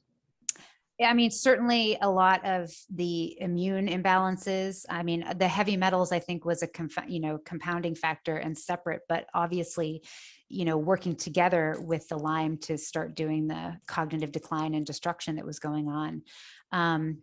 And yeah, I mean, he had been sick for quite some time, and it had really made its mark on his body. And how that cascade occurred, I'll never really know, because you can't test retrospectively, but yeah, they were definitely all interrelated. So talk to us about a chelation challenge, because a lot of people in the Lyme community suspect heavy metals, and we hear from a lot of Lyme specialists that heavy metals can keep you from getting better with proper Lyme treatment. So what is a chelation challenge, and how did you come to the conclusion that Russ was suffering from severe heavy metal toxicity? So that, just stepping back a bit, that first integrative practitioner that we went to did a urine analysis for heavy metals, and he came back as elevated for lead, but it was like, it was low. And that was just because that was just a normal urinalysis, challenge. And that was what came out. But the doctor that we saw really did a lot more work with heavy metals. And a chelation challenge is basically where you just put chemicals in to your bloodstream to help pull those metals out. And it's really more of a total body burden assessment of what's going on in your body, because those metals at any point are not free flowing, and kind of making it into your urine. So it's literally just putting in chemical agents that will pull it out. And with that type of challenge, his numbers were through the roof, and I think that's something you have to take lightly, because if you do a chelation challenge, you can't compare it to reference ranges of unchelated. So I think some doctors, rightfully so, say, I don't know what to do with a chelation challenge, because if you compare it to a reference range of non-chelated patients, it's really difficult to compare. But this particular doctor had done enough chelation challenges that his reference range was, essentially apples to apples. And it was the most, he said, other than a range officer at Fort Bragg, he had never seen a number of lead higher than what Russ had. And so that was when, I got clued into the fact that that was also a really big issue in his case. So talk to us about why heavy metals can make somebody sick. We hear a lot about it as being really important in the Lyme community, but what about having heavy metals in your body causes you to become so sick and in many cases chronically ill? Yeah, I mean, lead in particular, it kind of mimics, other key factors in your body, and it can really change the way cause neurological damage. It's stored in your bone, and it kind of gets released into your bloodstream as your body, your bone remodels itself. So I'm by no means an expert in the space, but it wreaks havoc, especially in your neurological aspects. And then Russ was also high in mercury, and which has also been linked to cognitive decline. And there's a lot of studies out there linking it to Alzheimer's, and it impacts your mitochondrial function and your detox pathways. It's just, it really starts, binding with your normal tissues and making them look non-biological. And it can lead to autoimmune issues and all sorts of things that you don't want going on in your body. And so that was, a key issue for him. And the reason I'm asking so much about heavy metals is it seems like there are a lot of things looking back in your history that doctors need to be more aware of. The fact that you were bitten by ticks all the time, and you brought up Lyme disease, and people know Lyme and tick-borne illness can cause cognitive decline, especially with biofilms in the brain and plaques in the brain that we've learned from Dr. McDonald that have been proven, but yet neurologists still don't know, as we talked about. But the other piece of this is, based on your husband's hobbies, he was exposed to a lot of heavy metals. And we know heavy metal toxicity causes cognitive decline as well. And I just feel like the neurologist missed the boat on two important pieces here, which is tick-borne illness and heavy metal exposure, that, hopefully people are going to start to pick up on in the future and not make the same mistakes of other people down the road. So do you think that these are two things that really, looking back, should have been blaringly obvious to neurologists? Yeah, I mean, absolutely. I mean, I don't know why these things have been so hard fought to get awareness in the traditional community, but I think it's time. And that's one of the reasons I'm sharing our story, is so that more people can become aware. So if the doctors aren't aware, then maybe the patients can become aware, and hopefully it'll end up being a mix. But people need to understand that there's root causes that are out there, and you have to find the ones that are specific to you. So let's talk about treatment. So now you have all this blood work, you found a Lyme specialist, you're realizing there's a lot going on, and you have the sense of hope. What kind of treatment was Russ prescribed? And, what was that like going through the initial, phases of treatment for Lyme and tick-borne illness and heavy metal and everything else going on? So his first phase of treatment was really about his gut. His gut was a mess, and he had really elevated levels of yeast. And so they put him on some medications to help stabilize that. He had bacterial overgrowth and other things. So that, the first phase was that, and that was relatively easy. And then we went on a very broad spectrum course of antibiotics. And that was extremely difficult. I mean, his cognitive performance got way worse. He was confused all the time. It was, the irritability was still there, but it was more just confusion. He'd put something down, and 5 minutes later, he would be frantic about where it was. I put my binoculars somewhere and I can't find them. Where are they? You have to help me. And it was just constant defense all the time, trying to figure out what was going on. And he was still, he didn't have any of the fatigue or other things that, at some points he did, but for the most part he was active. So it was like, I felt like I was on 24/7 damage control, trying to go around and really keep him occupied and calm, and trying to, redirect him constantly.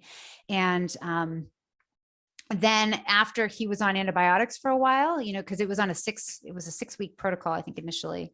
And after a few weeks, he started getting better, and he started to stabilize, and that behavior went away, and his cognitive performance didn't necessarily improve, but he would get more stable and engaging, and you would kind of see signs of himself a little bit again. And then he would go off antibiotics, because it was a pulsed antibiotics protocol. And then all the symptoms would rage back, and he would be fatigued. And it was just literally a roller coaster of treatment, of, cycling through that pulsing for the first several cycles. So why do you think when Russ first started treating with this combination of antibiotics, and I'm assuming oral antibiotics, correct? Yes, we did oral for one round. What was it, one or two? I have to go back to my notes. There was so much. But then we eventually did do IV antibiotics as well. We were delayed in getting his PICC line placed just because of logistical issues.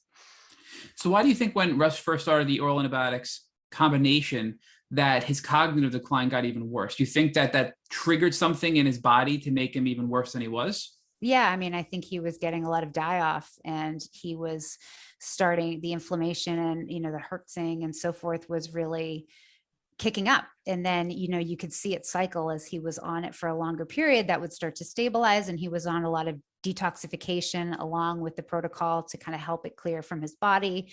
And then he would do better.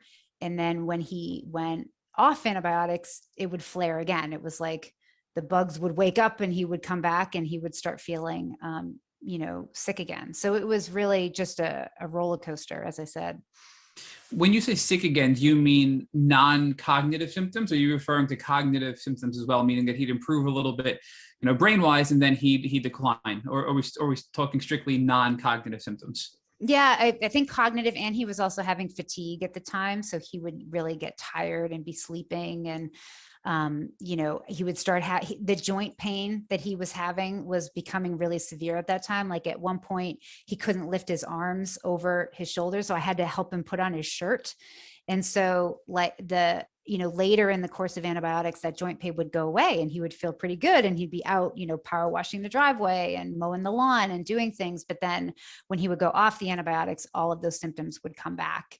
And then he would the fatigue and the joint pain would kind of rush back in. So give us an example of a cognitive improvement that Russ made while on antibiotic treatment, and, a memory you have of thinking, wow, he's got a little bit better here. Yeah, I think that in terms of his cognitive performance, it was really up and down. It's hard to say one particular day, I think that there was a moment when he started to solve problems again. Like, he was always an entrepreneur, and he was always a problem solver because he was an engineer. And as he really started to feel better, we started brainstorming ideas of startups that we could do in order to help solve this problem. He's like, how do we eradicate ticks from the world? And how do we do that? And he just started going down that path of like, I'm going to help solve this, and I'm going to, do something that is meaningful out of this experience. And that was more the person that I knew. And I never got to the point where he had the capabilities that he did, but I could see those thought processes coming back. And that was, hopeful. I think another thing that I realized was really important in his treatment was he actually, the mood instability I talked about in the book, I gave him ketones. And that was a moment where it's like his brain was starving for fuel. And as soon as I gave him ketones, which is an alternate form of fuel from glucose, he totally changed. His mood changed in like 10 minutes. Well, maybe a little bit more than that, but he totally turned around, and he went from raging and nasty to sweet and engaging and loving. And that was a moment when I thought, oh my gosh, we are all big balls of biochemistry reactions. Like, what is going on in this, in his brain, that even just taking a drink of exogenous ketones can have that massive transformation so quickly. And so, there were moments where it's over and over again, linking his behavior to what was going on in his body, that, again, it was like a baseball bat, that it's like, how did I not see this sooner? So walk us through the transition. I think you said it was many, many weeks before you can get the PICC line put in. But when you pivoted from oral antibiotics to IV antibiotics, was there an even more positive improvement in your husband's health at that time? So the IV antibiotics were really in addition to the oral antibiotics. So he was doing both at the same time. So it wasn't like a transition, it was more of an addition. And to be honest, I'd have to really look back into my notes to answer that question in terms of like a trigger point. I don't think that the IV antibiotics were a major turning point. I think the turning points that I really see were more when we started treating the Bartonella. That was a big turning point that I saw, where we just out of happenstance, we ran out of rifabutin, which was really looking and targeting the Bartonella. And within a day of just being off that one antibiotic, which he was on like 7 others, but we missed that one, and all of his symptoms came back. He started getting back pain. He started getting actually urinary incontinence, which was new. He started getting, joint pain and irritability and just nasty. And so, I noticed more inflection points with that than I did when he went on the IV antibiotics, to be honest. It's interesting you bring that up, because we recently interviewed Colonel Nicole Malachowski, who told us she treated her tick-borne illnesses one at a time in a very strategic way. And when she got to Bartonella is when she saw the biggest improvement with her mental health, specifically with her mood stability, her depression, her anxiety, and also some physical symptoms. And it sounds like Russ had the same thing, that when you stopped treating the Bartonella, if you ran out of that medication, then you saw a noticeable change in your husband's health. Yes. I mean, it was stark. And like I said, one of the things that I did in order to get through this is I was really maniacal about writing down symptoms and writing down everything that he was taking and trying to decode it, because it was such a high stress environment that I couldn't do it based upon my memory. I was having a lot of stress and brain fog just from the stress of, itself. And so I wrote everything down, and, when he went off the rifabutin, it was so stark that I talked about it with the doctor, and he suggested that we go on an herbal tincture. It was actually a Beyond Balance herbal tincture that he recommended. And I just didn't see, Russ at this point was on buckets of pills. I mean, and when I say buckets, I literally mean buckets of pills. And I just didn't see it. I'm like, 1 drop of this thing is going to make a difference. But I gave him 1 drop of this herbal formula targeting in Bartonella. And the next morning he woke up and all the symptoms were there. Same thing as when he went off the rifabutin. And again, I'm like to verify results when I see a data point. And so I would stop and the symptoms would subside, and then I'd give it to him again, and same thing. Like it was unbelievably correlated, and I couldn't believe it, because I'm like, he's on a bucket of pills, but yet one drop of this little tincture is going to make such an impact in his behavior. But I reproduced it again and again. And that was when I really had the understanding of Bartonella and the impact that it was having, because I absolutely attribute a lot of his anxiety, a lot of the rage, the mood instability, all of that was exacerbated when we were specifically targeting the Bartonella. And I really became more in tune to that as just as important as the Lyme. I think Lyme gets all the headlines, but Bartonella is nasty. and I think it has a lot more implications in mental health than people realize. So when you say rifabutin, is that the same as rifampin? Because we've heard a lot of people use rifampin to treat Bartonella. Is that the same thing, or are they different? I can't speak, chemically, but I believe that they are the same or similar, but I don't know that for a fact. That was just what my doctor chose to target the Bartonella. And that was the same drug that Colonel Malachowski used as well. But it's interesting because we often hear that Bartonella can be treated with doxy just like Lyme. But it sounds like in your case, and also in Colonel Malachowski's case, the doxy for Lyme wasn't enough to really treat the Bartonella. And it wasn't until you got a more targeted treatment, like, some other antibiotics, that really allowed you to be able to effectively treat the Bartonella. So would you agree that the traditional Lyme treatment wasn't really necessarily helpful for treating Bartonella? It's hard to make that statement definitively, because he wasn't on a step-by-step protocol like Colonel Malachowski was. That was a fabulous podcast interview. And she's amazing. He was on it all at once, and he was on doxycycline at the same time.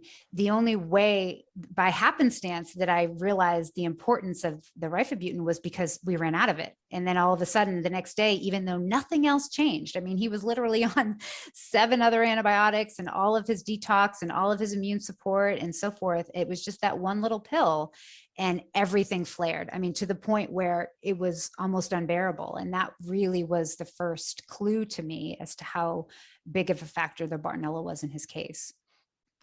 What I find interesting is that it sounds like the herbal tincture was even stronger than the rifampin or the rifabutin. Is that a proper takeaway that I'm walking away with here? It had a huge impact on him. I mean, it really did. And we had to step off to the point where we started with 1/4 of a drop. I mean, again, as an engineer, I'm like, I don't get it. How can such a small amount of something be so powerful? But again and again, I tried it, and every time he would have the same reaction to treatment. And so it was definitely having a strong impact on his capabilities and his behavior.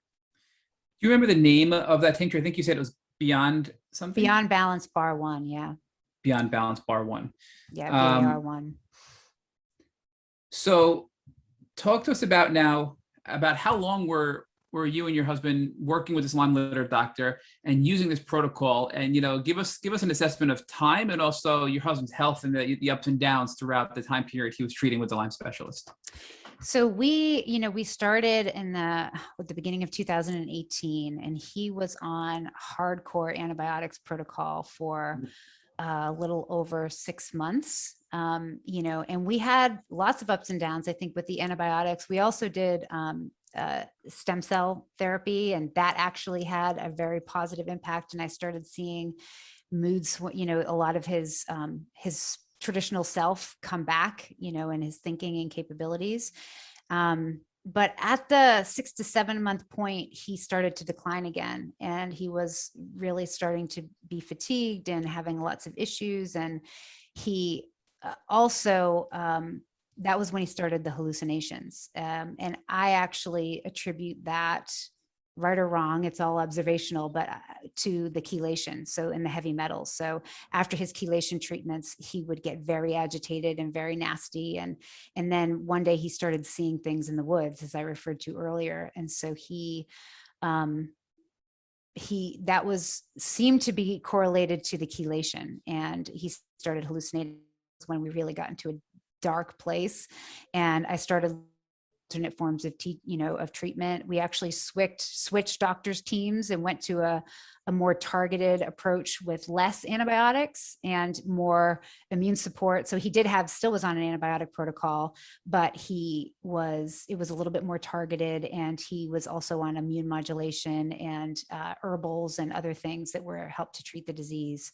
But his decline was really progressing at that point. You made a connection between the heavy metals and the chelation and the hallucinations. Mm-hmm. Do you think that's because when you were treating the heavy metals, it was bringing them out and provoking them to come out into the body, and that was causing the hallucinations? Is that the connection that you made? That's what I can infer. I mean, based upon I used to call them thrilling Thursdays, because Thursdays were chelation days. And after that, Thursday afternoons and then even Fridays were just, that was the times when he threw things, and the very few times where he got really nasty and would actually throw things across the room. And then the first Friday, we were sitting out on the back deck, and he would see something in the woods, and he thought it was a sniper that was trying to kill us. And, so that was when the hallucination started. So I attribute that to the chelation just because of the timing. But whether I can be definitively sure of that, who knows? But, was Russ also taking binders at this time? So obviously when you bring out the heavy metals, you're taking binders to kind of attract them and collect them, and then help your body detox them and purge them. So I'm assuming he was taking binders as well, and he still was this sick and getting hallucinations. Yeah, so he was taking binders, he was taking natural chelators as well as the chemical chelators, and as much as he could to expel the metals, from his body.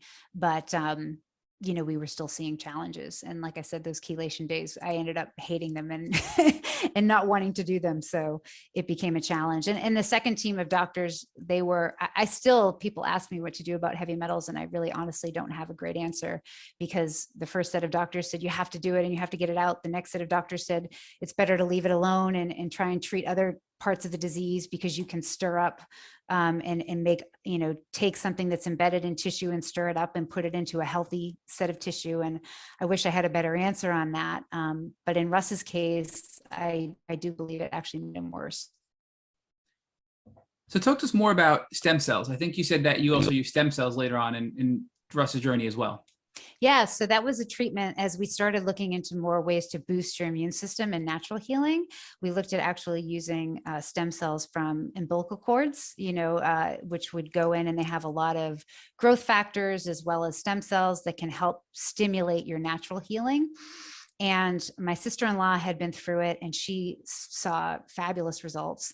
And then also Russ, we decided to try it with him and see how it went. And we definitely saw an impact. So the first it was about 11 days, I believe, he was a little bit more fatigued, and I describe it as a little bit more zombie-like, where he was just kind of seemed out of it. But after those 11 days, that was some of the closest that I got to the real him. And he really started to perk back up. He was engaging with the kids. His mood was more stable. And I started becoming really hopeful of like, hey, we can rebuild, we can repair, and really kind of get back on the track of getting him to who he is. And we did several treatments over the course of his journey. And every time we saw a little bit of a boost. And with the stem cells, you had that boost. It sounds like a really strong boost after the 11 days. Did that eventually subside, or was that a sustainable improvement in his cognitive abilities? In his case, it did end up declining. I think it would last for a little bit, and then we would do it again and it would go. But I kind of, liken some of his treatment, it was like there was a fire, and we were trying to put the fire out. And in some cases we would quench a big portion of it, but then it would come back, and that's kind of what it felt like with the stem cell treatment. It would be quenching, but it would eventually start coming back. And it was, I think for some, it could be completely restorative, but for him, it felt like we could never quite get ahead of the fire and fully extinguish, So before I hand this back over to Rich, are there any other treatments or things you did with your Lyme specialist that you want to share with our audience that you either found to be helpful or not so much helpful, specifically in Russ's case? I think the ketones, at least in his case, were one of the biggest things. And I touched upon that, but I really want to echo it because that was a moment that really allowed me to transform my experience with him as a caregiver. Before then, he was very irritable. He was nasty. He was volatile, anxious. And then once we started giving him ketones regularly, his behavior stabilized. He became sweet, loving, like more the personality of the man that I married. It was like his brain was starving for fuel. And once we could finally give it in the form of ketones, he was a much happier, more engaged person. And I really wish that we had done that sooner. There's a lot of literature on ketones and ketosis in the Alzheimer's community. But it was something that I researched very early on, but once we pinpointed on Lyme, I had kind of put it to the wayside and we came back to it later. And I really wish that it's something we had done consistently throughout. Nicole, when I read your book as a dad, and very much like when I read Ali Hilfiger's book, Bite Me, I found myself stepping into her dad's shoes and listening and watching all of these events as a father. And I kept wondering about how Ryan and Haley were doing during the course of this journey. And so can you talk to us about how your husband's challenges and your family's challenges were affecting your children? Oh, yeah. I get emotional even thinking about it. I mean, it was difficult because he was, as I have described, volatile, and he was also very noise sensitive. So any noise and trigger would send him into a little bit of a rage. And kids are loud, especially I have a little boy and a little girl, and they were always fighting. And so we had to adjust our behavior, and I had to kind of shuttle them away from him when he would get angry or when he would have a mood. And we would kind of tuck off into the bedroom and watch TV, or we'd go up to their rooms and we'd play there. I couldn't have play dates at our house because I didn't want to invite friends over, not knowing exactly how Russ would respond. And then I think, Ryan was at least able to experience who his real dad was. He knew him. He had some moments with him. I think Haley was younger, and she was often the trigger, because what would happen is the two of them would fight. She's the younger one. She would lose. She would cry, right? And so she was the one making the noise. And so Russ would take out a lot of his anger and that mood instability on her. And so it was really difficult. We were constantly walking on eggshells and trying to navigate. And it was really difficult. And then later in his journey, I was having to give him full-time care, and I couldn't even spend any time with them because they were not able to really have the relationship with him that they could. But I was also being taken away because all of my energy was focused on Russ. And so it was really difficult. And at the end of the day, I ended up placing him in a resident care facility. And I did that decision primarily for the kids. I mean, I think if it was just me, I would have not made that decision as soon as I did, but I had to for them because it was just becoming really difficult to live in that environment. What type of protections did you put in place for your children? Meaning, were you able to find either therapist or a therapeutic environment so you can help your children manage these challenges when they were going on? Not at the time, just because I didn't even have the ability to get to a therapist. I was doing so much work just trying to survive. I think, subsequently after, now I have those vehicles in place. For me, it was really just a lot of talking to them. I would have those moments when I did have a moment to sit down, especially with my son, because he was older and he was really able to communicate it more. I was just really open and honest with him, trying not to share the burden of being a caregiver, but also trying to make him know that it's okay to talk about it and it's okay to experience confusion and anger and emotions. It's just not okay to take those emotions out on other people. Like, sometimes he witnessed his dad do. I wanted him to teach him that it wasn't who his dad was, it was just the illness. And so he needed to understand right from wrong and not model that behavior. And I tried to be an example of that. But as my stress got harder, that became, more and more difficult as well. So it was really challenging. I'm actually thankful that they were pretty young at the time, because I don't think that they fully processed a lot of what they experienced and witnessed. So Nicole, let's talk about the extended family that you had supporting you. One of the things I thought was really beautiful about the book is how your relationship with your mom changed, and how your relationship with your brother changed, right? And in fact, in the book, you said that you and your brother weren't particularly close until his wife went on her journey and your husband went on his journey. And then you started to connect with him on a regular basis. So talk to us about the beautiful elements of this journey and how it allowed you to be closer with both your mother, who you began to speak to every day, and you were able to share the challenges that you were dealing with Russ, and your brother.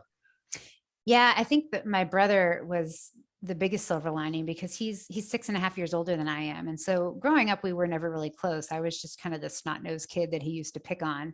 And then he was so much older and off to college, and I was kind of an only child, because he was off doing his own thing. And we lived in different parts of the country, so we saw each other a couple of times a year for holidays, but we weren't super close.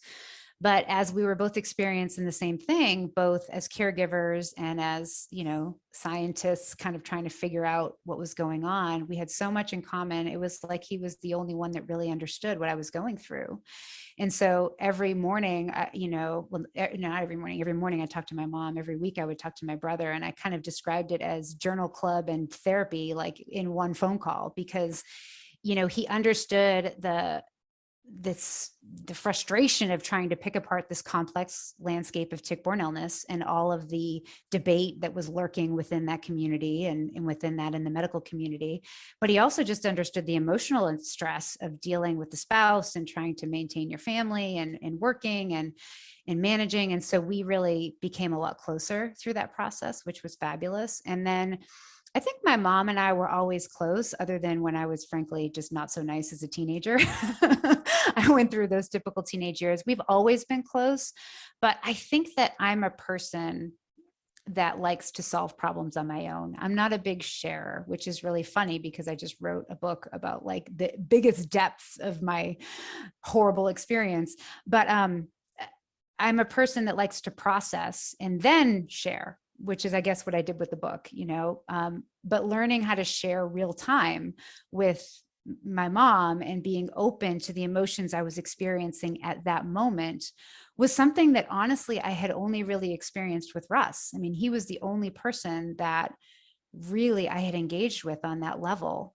And even friends, I was still somewhat guarded with in terms of how I share. I'm a pretty open and straightforward person, but I don't like to hide things, but I like to process and then share. And it really became a skill that I've learned to be able to share with other people as I'm going through it.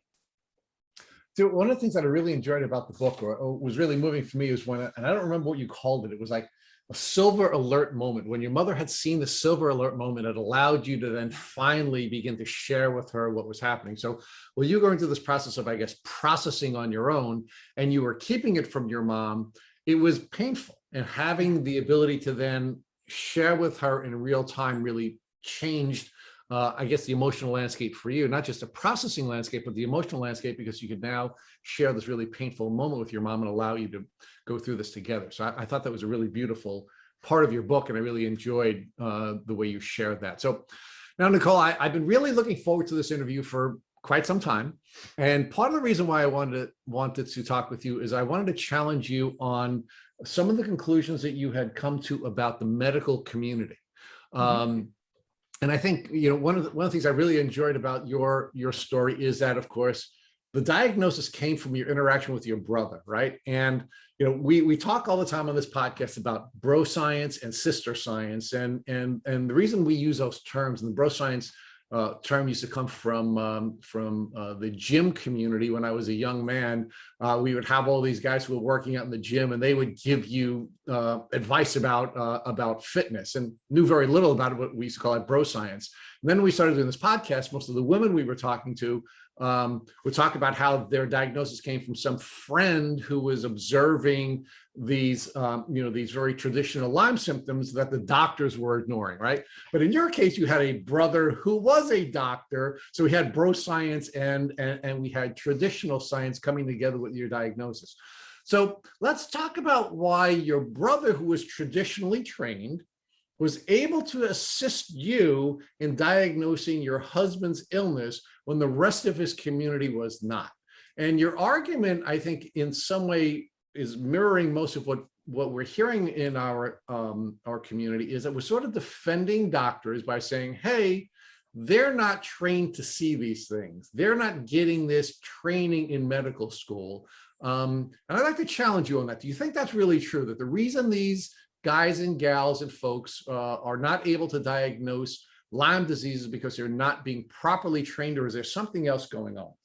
Well, I think that's part of it. I also think that the message that is out there is, established PC and other folks that are supposedly experts, is that chronic Lyme disease doesn't exist. And that's the challenge. And so it's not even that they're not trained, it's that it's actually negatively taught the other, in the other sense. It's like, hey, this isn't actually science. This is just quackery. And I don't believe that, to the least bit. Right. And so it's the same within neurological conditions. For years, the dogma has been that amyloid beta is the evil actor, but recent research has shown that amyloid beta is actually, potentially part of the innate immune system, protecting the brain from these infections that are, infiltrating and causing neurodegenerative decline. So I think that there's a long history in the medical community of beliefs, and several times in that history, the beliefs have been proven wrong. And the people that first bring them to the table are treated, negatively. And, some have gone, their careers have suffered and so forth, but eventually science comes out. And I think that that's where we are with tick-borne illnesses, is I think that the truth is coming out and won't be denied. But I think that the dogma is telling people the wrong information, and So and that has to be overcome. Let's stay with the dogma, right? So one of the things that we've done is we've explored a lot of these issues with some of the Lyme pioneers. For example, Joseph Burrascano, who was a Long Islander and who had a lot of challenges in his career in the late 70s and early 80s. We're talking about, when I graduated from high school, and I'm an old man, right? We had Alan McDonald, again, in the late 70s and the early 80s, working as a pathologist and making, as a doctor's doctor, making observations and trying to publish his findings, right? So we have folks who were making observations, traditionally trained doctors, making observations in their clinical practices that are now being borne out to be accurate, but weren't available to people like you and your brother who were doing research as recently as 10 years ago. So we have this construct of researchers who are making their findings and publishing their findings in scholarly journals. And then we have clinicians who are supposed to be scientists using the scientific method and evaluating the rules, I'll use your term, or the frameworks that are available in either their education or in the literature. Mm-hmm. And then what the clinicians are supposed to be doing is determining whether or not those rules or those frameworks apply to their patients, or whether or not their patients are outliers. They're outside of the curve, and then they're supposed to be treating them consistent with the observations they're making in a clinical setting, right? Yep. Now, that's what they're all trained to do. They're trained to look for the outliers and treat the outliers. That's what Joseph Burrascano did in the 70s and the 80s. And he made all kinds of discoveries that were unique and were not a part of the construct that he was taught in medical school. And it was not a part of the medical literature, but he was still properly treating his patients mm-hmm. in the 70s and the 80s. Dr. Alan McDonald, exactly the same thing. He was not trained in medical school with any of these frameworks. He was not observing any of these frameworks in the medical literature that he was studying at the time, but he was looking at the outliers, and he was able to make observations that were allowing him and the doctors that he was consulting with to treat their patients properly. Yet they were punished. Yeah. And they were attacked. Yep. And it didn't become a part of it. Alan McDonald shared with us on his podcast that Dr. Steer, Alan Steer, actually accused him of doctoring his data and prevented his information from being published in any of the leading medical journals. Recently, that's changed, but for 30 years, his findings, which are 30 years old, were not published in any of the journals. So they weren't available to doctors who wanted to make inquiries, and they weren't available to patients who wanted to make inquiries. So let's talk about that process.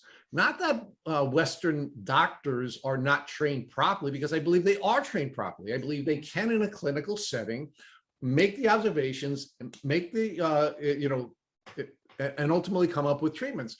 They're trained properly, but they're not allowed to practice properly. They're not allowed to treat properly. So talk to me about that and how you believe that may have affected your husband's capacity to be treated properly and ultimately brought to remission. Well, I mean, I think if you go into the traditional model, they're not given enough time. You know, what's reimbursed and what is encouraged is a 15-minute appointment where you exit with a prescription. And that's just not a model that's conducive to chronic illness, tick-borne illness, or any other kind of chronic illness. And so I think that the framework is broken, you know, in terms of giving the doctor, they may have the training or they may even have the knowledge to fully dig in and figure out what is wrong. But if you don't have the time to dig in and to really understand what's going on at a level, I mean, we spent hours and hours and hours with doctors. And then I spent on top of that hours researching. And I still don't think I have all the answers to, you know, what impacted Russ's case. So Nicole, let's stay there, right? So yeah. One of the reasons why Matt in every one of our podcast interviews asks our guests, what was the difference between seeing your traditional doctors, in your case, the neurologist, and your Lyme literate medical doctors? And every one of you tells us one of the major differences is the amount of time the doctor spends with you, right? Yes. The amount of time, the type of exams, the types of testing that's being done, that's the big difference between LLMDs and regular doctors. And your case is the same, right? So is it really the training of the doctors? Is it really the training of the neurologist? Or is it the industrial medical complexes, limitations that are placed on these properly trained doctors? Because look, I don't believe that Eastern doctors are better trained than Western doctors. I disagree with that. I think Western doctors are properly trained, but they're not allowed to be doctors. They're not allowed to be clinicians, and they're not allowed to do the work that their training would permit them to do in order to be able to properly treat us, right? So I'm disagreeing with the construct that keeps coming out of the Lyme world. I think our doctors are properly trained. I think what's happening is that the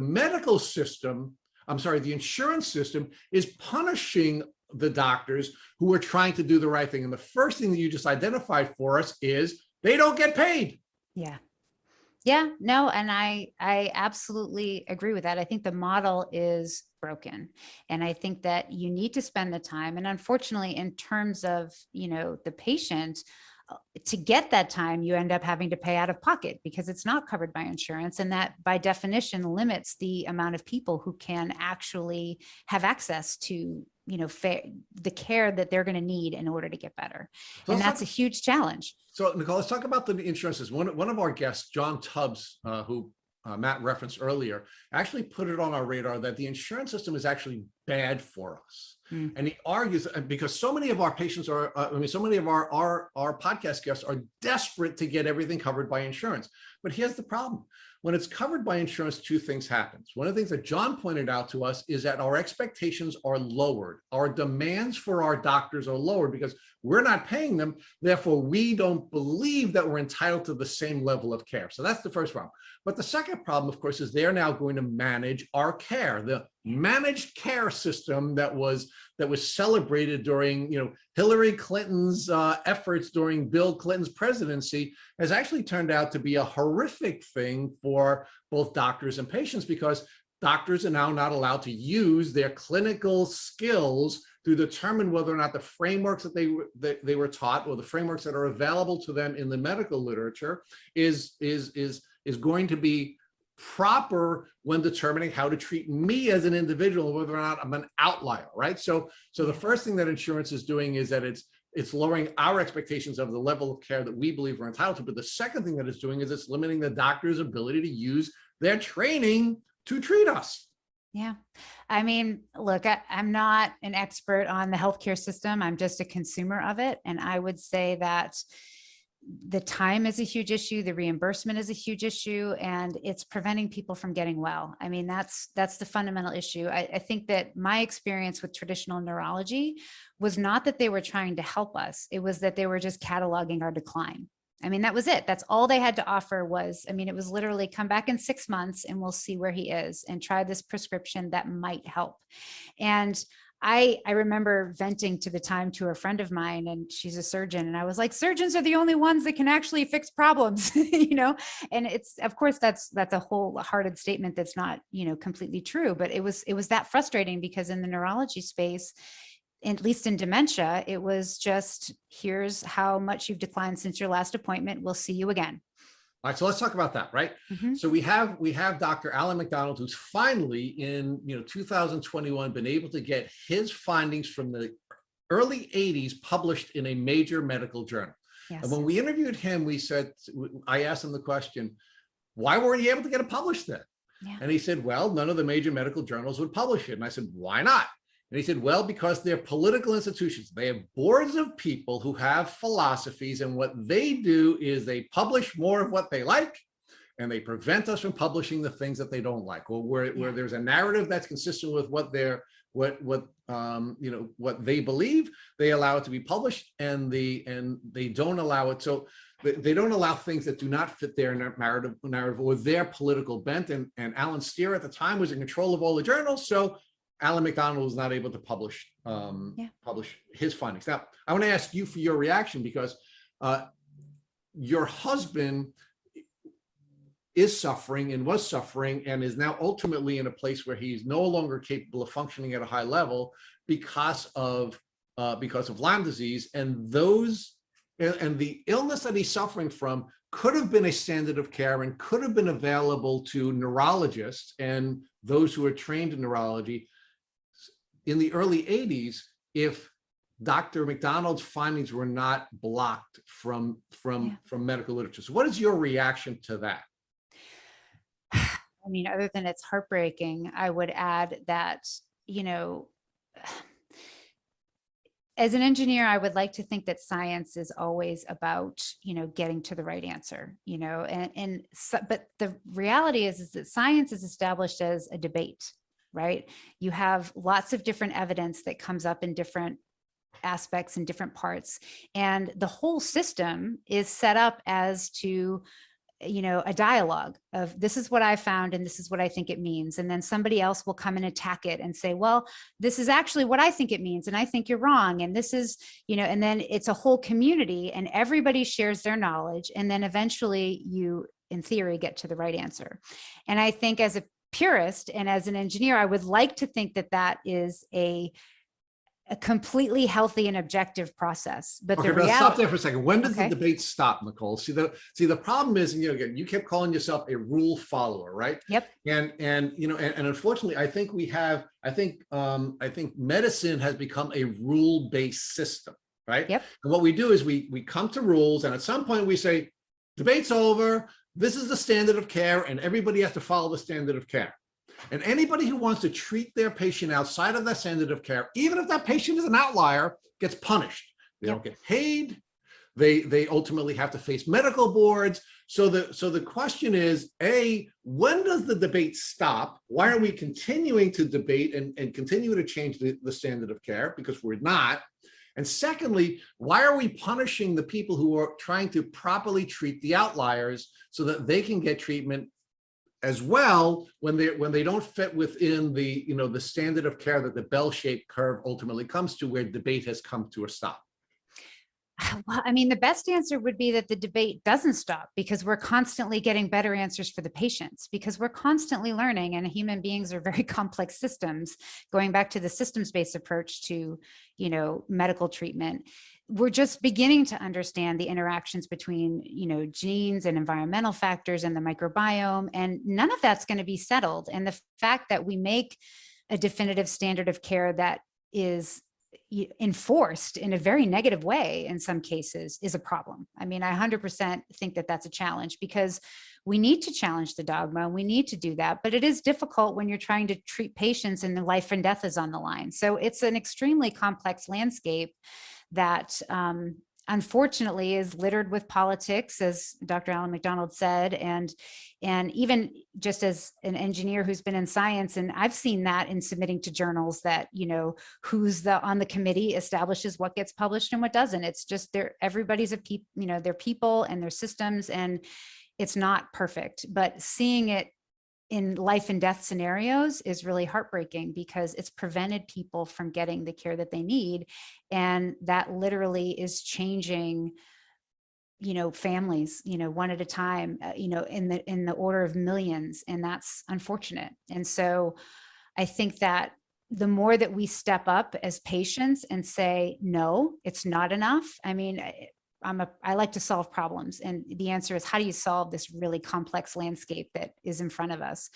And I don't know the answer to that question yet, but I think that the place that it starts is with patients say, no, this isn't good enough. And I'm sorry, but I don't accept your answer. And I'm going to find a different doctor, and I'm going to own my own care, and I'm going to figure out what's wrong with me, and stop listening to doctors as these all-knowing soothsayers, and more as, I think Dr. Rawls says this in some of his work, is think of doctors more as an advisor, who's giving you information. I mean, the analog I would use with my engineers was they would always be nervous about board meetings when we would have the board come in. And I would say, if a board member can come in and they've only spent, a couple of hours every 3 months listening to what you're doing with your business, how can they be giving you all the advice in order to steer the direction of the company?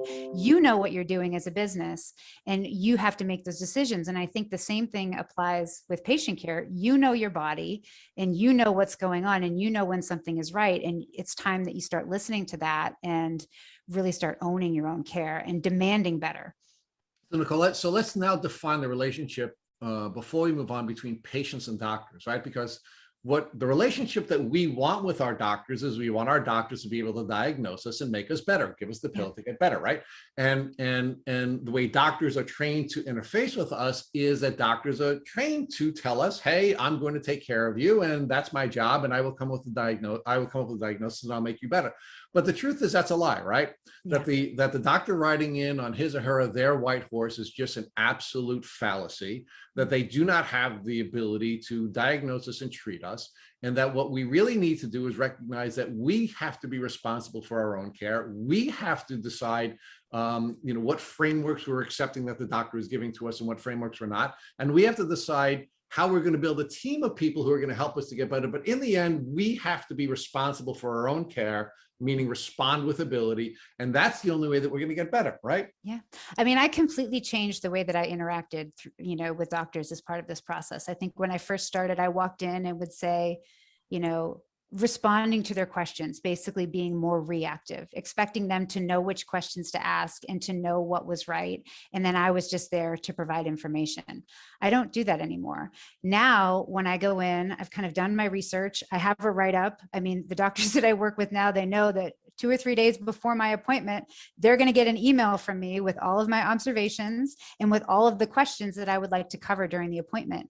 And you would think that, I think if I had done that years ago with the doctor, I would have been very nervous about that, like, oh, I'm owning this and I'm going to steer this discussion. But what I've actually found is that doctors, at least the right kind of doctors, are very receptive to it, because they can't assimilate and gather all that information. If you lay it out in a way that is thoughtful and tells you what their problems are and exactly what they can help you with, they actually really appreciate it. And then you can take that appointment, which is still, even with a functional medicine doctor who spends time with you, it's still going to be like an hour and a half, which is really not a lot of time to figure out these complex issues.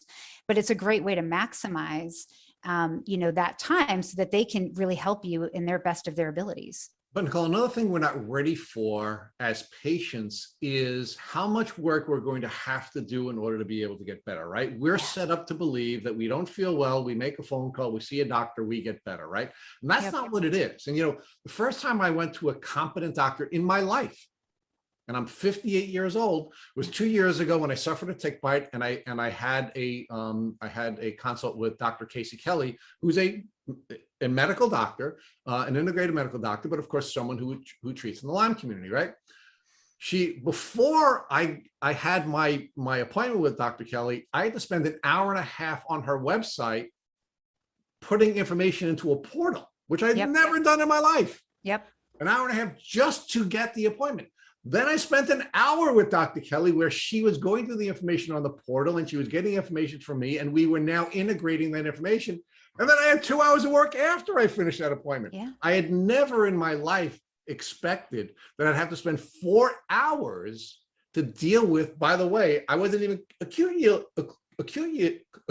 I can't say that word, ill at the time. I just suffered a tick bite, right? So the relationship with a competent doctor is very different than anything I'd ever experienced in my entire life. So we have to take responsibility for our own care, but we have to be prepared to take responsibility for our own care rather than having this expectation that the industrial medical industry has imposed upon us, which is I feel badly, I make a phone call, I see a doctor, I get better. That's not going to work. It's never worked and it's never going to work. And I'll get off that rant now because it is just something that I think is really sad. And unfortunately, your family has had a very terrible experience because of the failures of the research community, the publishing community, the community of people who are setting standards of care, and then of course, clinicians not being able to serve as clinicians. So let's move forward, Nicole, to your recommendations based on your experience about what people can do so that they can overcome the challenges of the medical community, and how can we, as patients, get a better outcome? I think that you really need to start the mind shift of owning your own health. And that, like I said, or like Dr. Rawls has said, the doctor is really just an advisor and you are the driver of this journey, and really owning that. And like you said, it is hard. And so as part of our journey, I really started cataloging everything that I could. I used a symptom tracker to write down the ins and outs of everything. And I think you also need the support network around you, because Russ wouldn't have been able to take care of and do all that things for himself. He needed to have me there to help walk him through and guide him through that process. Being organized, and really, once you do the tracking, you need to kind of sort through and look for trends for what are the things that are making the difference, what's moving the needle. I mean, as I said, Russ was on buckets of pills. It was really difficult for me to find what are the things that are actually really making a difference. And that was, sorting through the data and looking for trends, and then going into those doctor's appointments prepared, summarizing what you had seen and what you had learned and what your questions were. Those were the biggest nuggets came out of our treatment journey, was trying to figure out, okay, what are the things that were the big actors, the Bartonella, the ketones, some of his eating habits. Like, I really had figured out the things that were moving the needle one way or the other.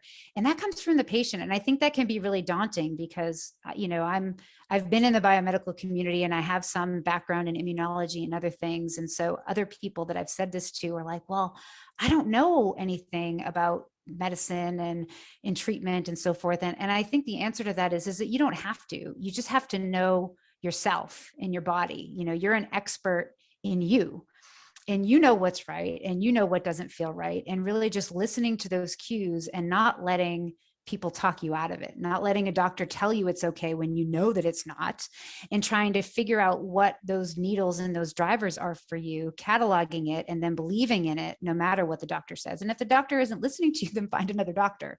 That's the key. But one of the things I think is beautiful about your book, and I certainly want to urge all caretakers to purchase What Lurks in the Woods, because part of the other lessons that you taught, or one of the most important lessons you taught, is no matter who's trying to talk you out of telling you that you're sick, whether it be your spouse or your family members or your coworkers, if you're not feeling well, you're not feeling well. If your signals are telling you you're sick, you're sick. So it's not just doctors who do that, but it's also a lot of other people around you who are well-intentioned, right? You loved your husband, you wanted him to get better, but you were thinking that it was perhaps his upbringing or the trauma that he hadn't overcome, or the changes that he had made in his lifestyle because he was going to be Mr. Mom. All of those things were causing you to signal to him that you weren't sick when in fact he really was sick, right? So I think you've written the guide for caretakers and the tips and trips associated with caretakers, and I really want to urge folks to read this book. But let's talk about the last question we ask everyone in Tick Boot Camp, and you've been really generous with your time, so I'm gonna wind this down now and ask you, Nicole, if God forbid Ryan came into you after this podcast and he had a tick biting him, what would you do with Ryan so that he would not get sick and have to go on a difficult chronic Lyme disease journey? I mean, the first step is proper removal of the tick. Obviously save the tick, and in the cases, have it tested to see what diseases might be, there. I do believe in prophylactic treatment, with antibiotics and getting early care. Unfortunately, that doesn't cover all the co-infections. And as we've talked about, some of those co-infections can be worse than Lyme. And so in that case, it goes back to really being in tune with your body and really understanding what symptoms are, and not necessarily thinking of symptoms in really distinct categories. As we talked about, Lyme in my mind was a rash and a fever, and, it wasn't depression and mood swings and irritability. And when I say Lyme, I mean Lyme plus or tick-borne illnesses. And so I think being open to the fact that what your baseline is, and when you start veering off of your baseline, you need to start listening to your body. And then if you see something that's different, seek out a functional practitioner that will help you get to the bottom of it and won't dismiss you, and really trying to find that root cause, in conjunction with your desire. So Nicole, before we wrap up here, I do want to talk to you about the title of your book, What Lurks in the Woods, right? And I love the title, and I really loved the title after I read the book.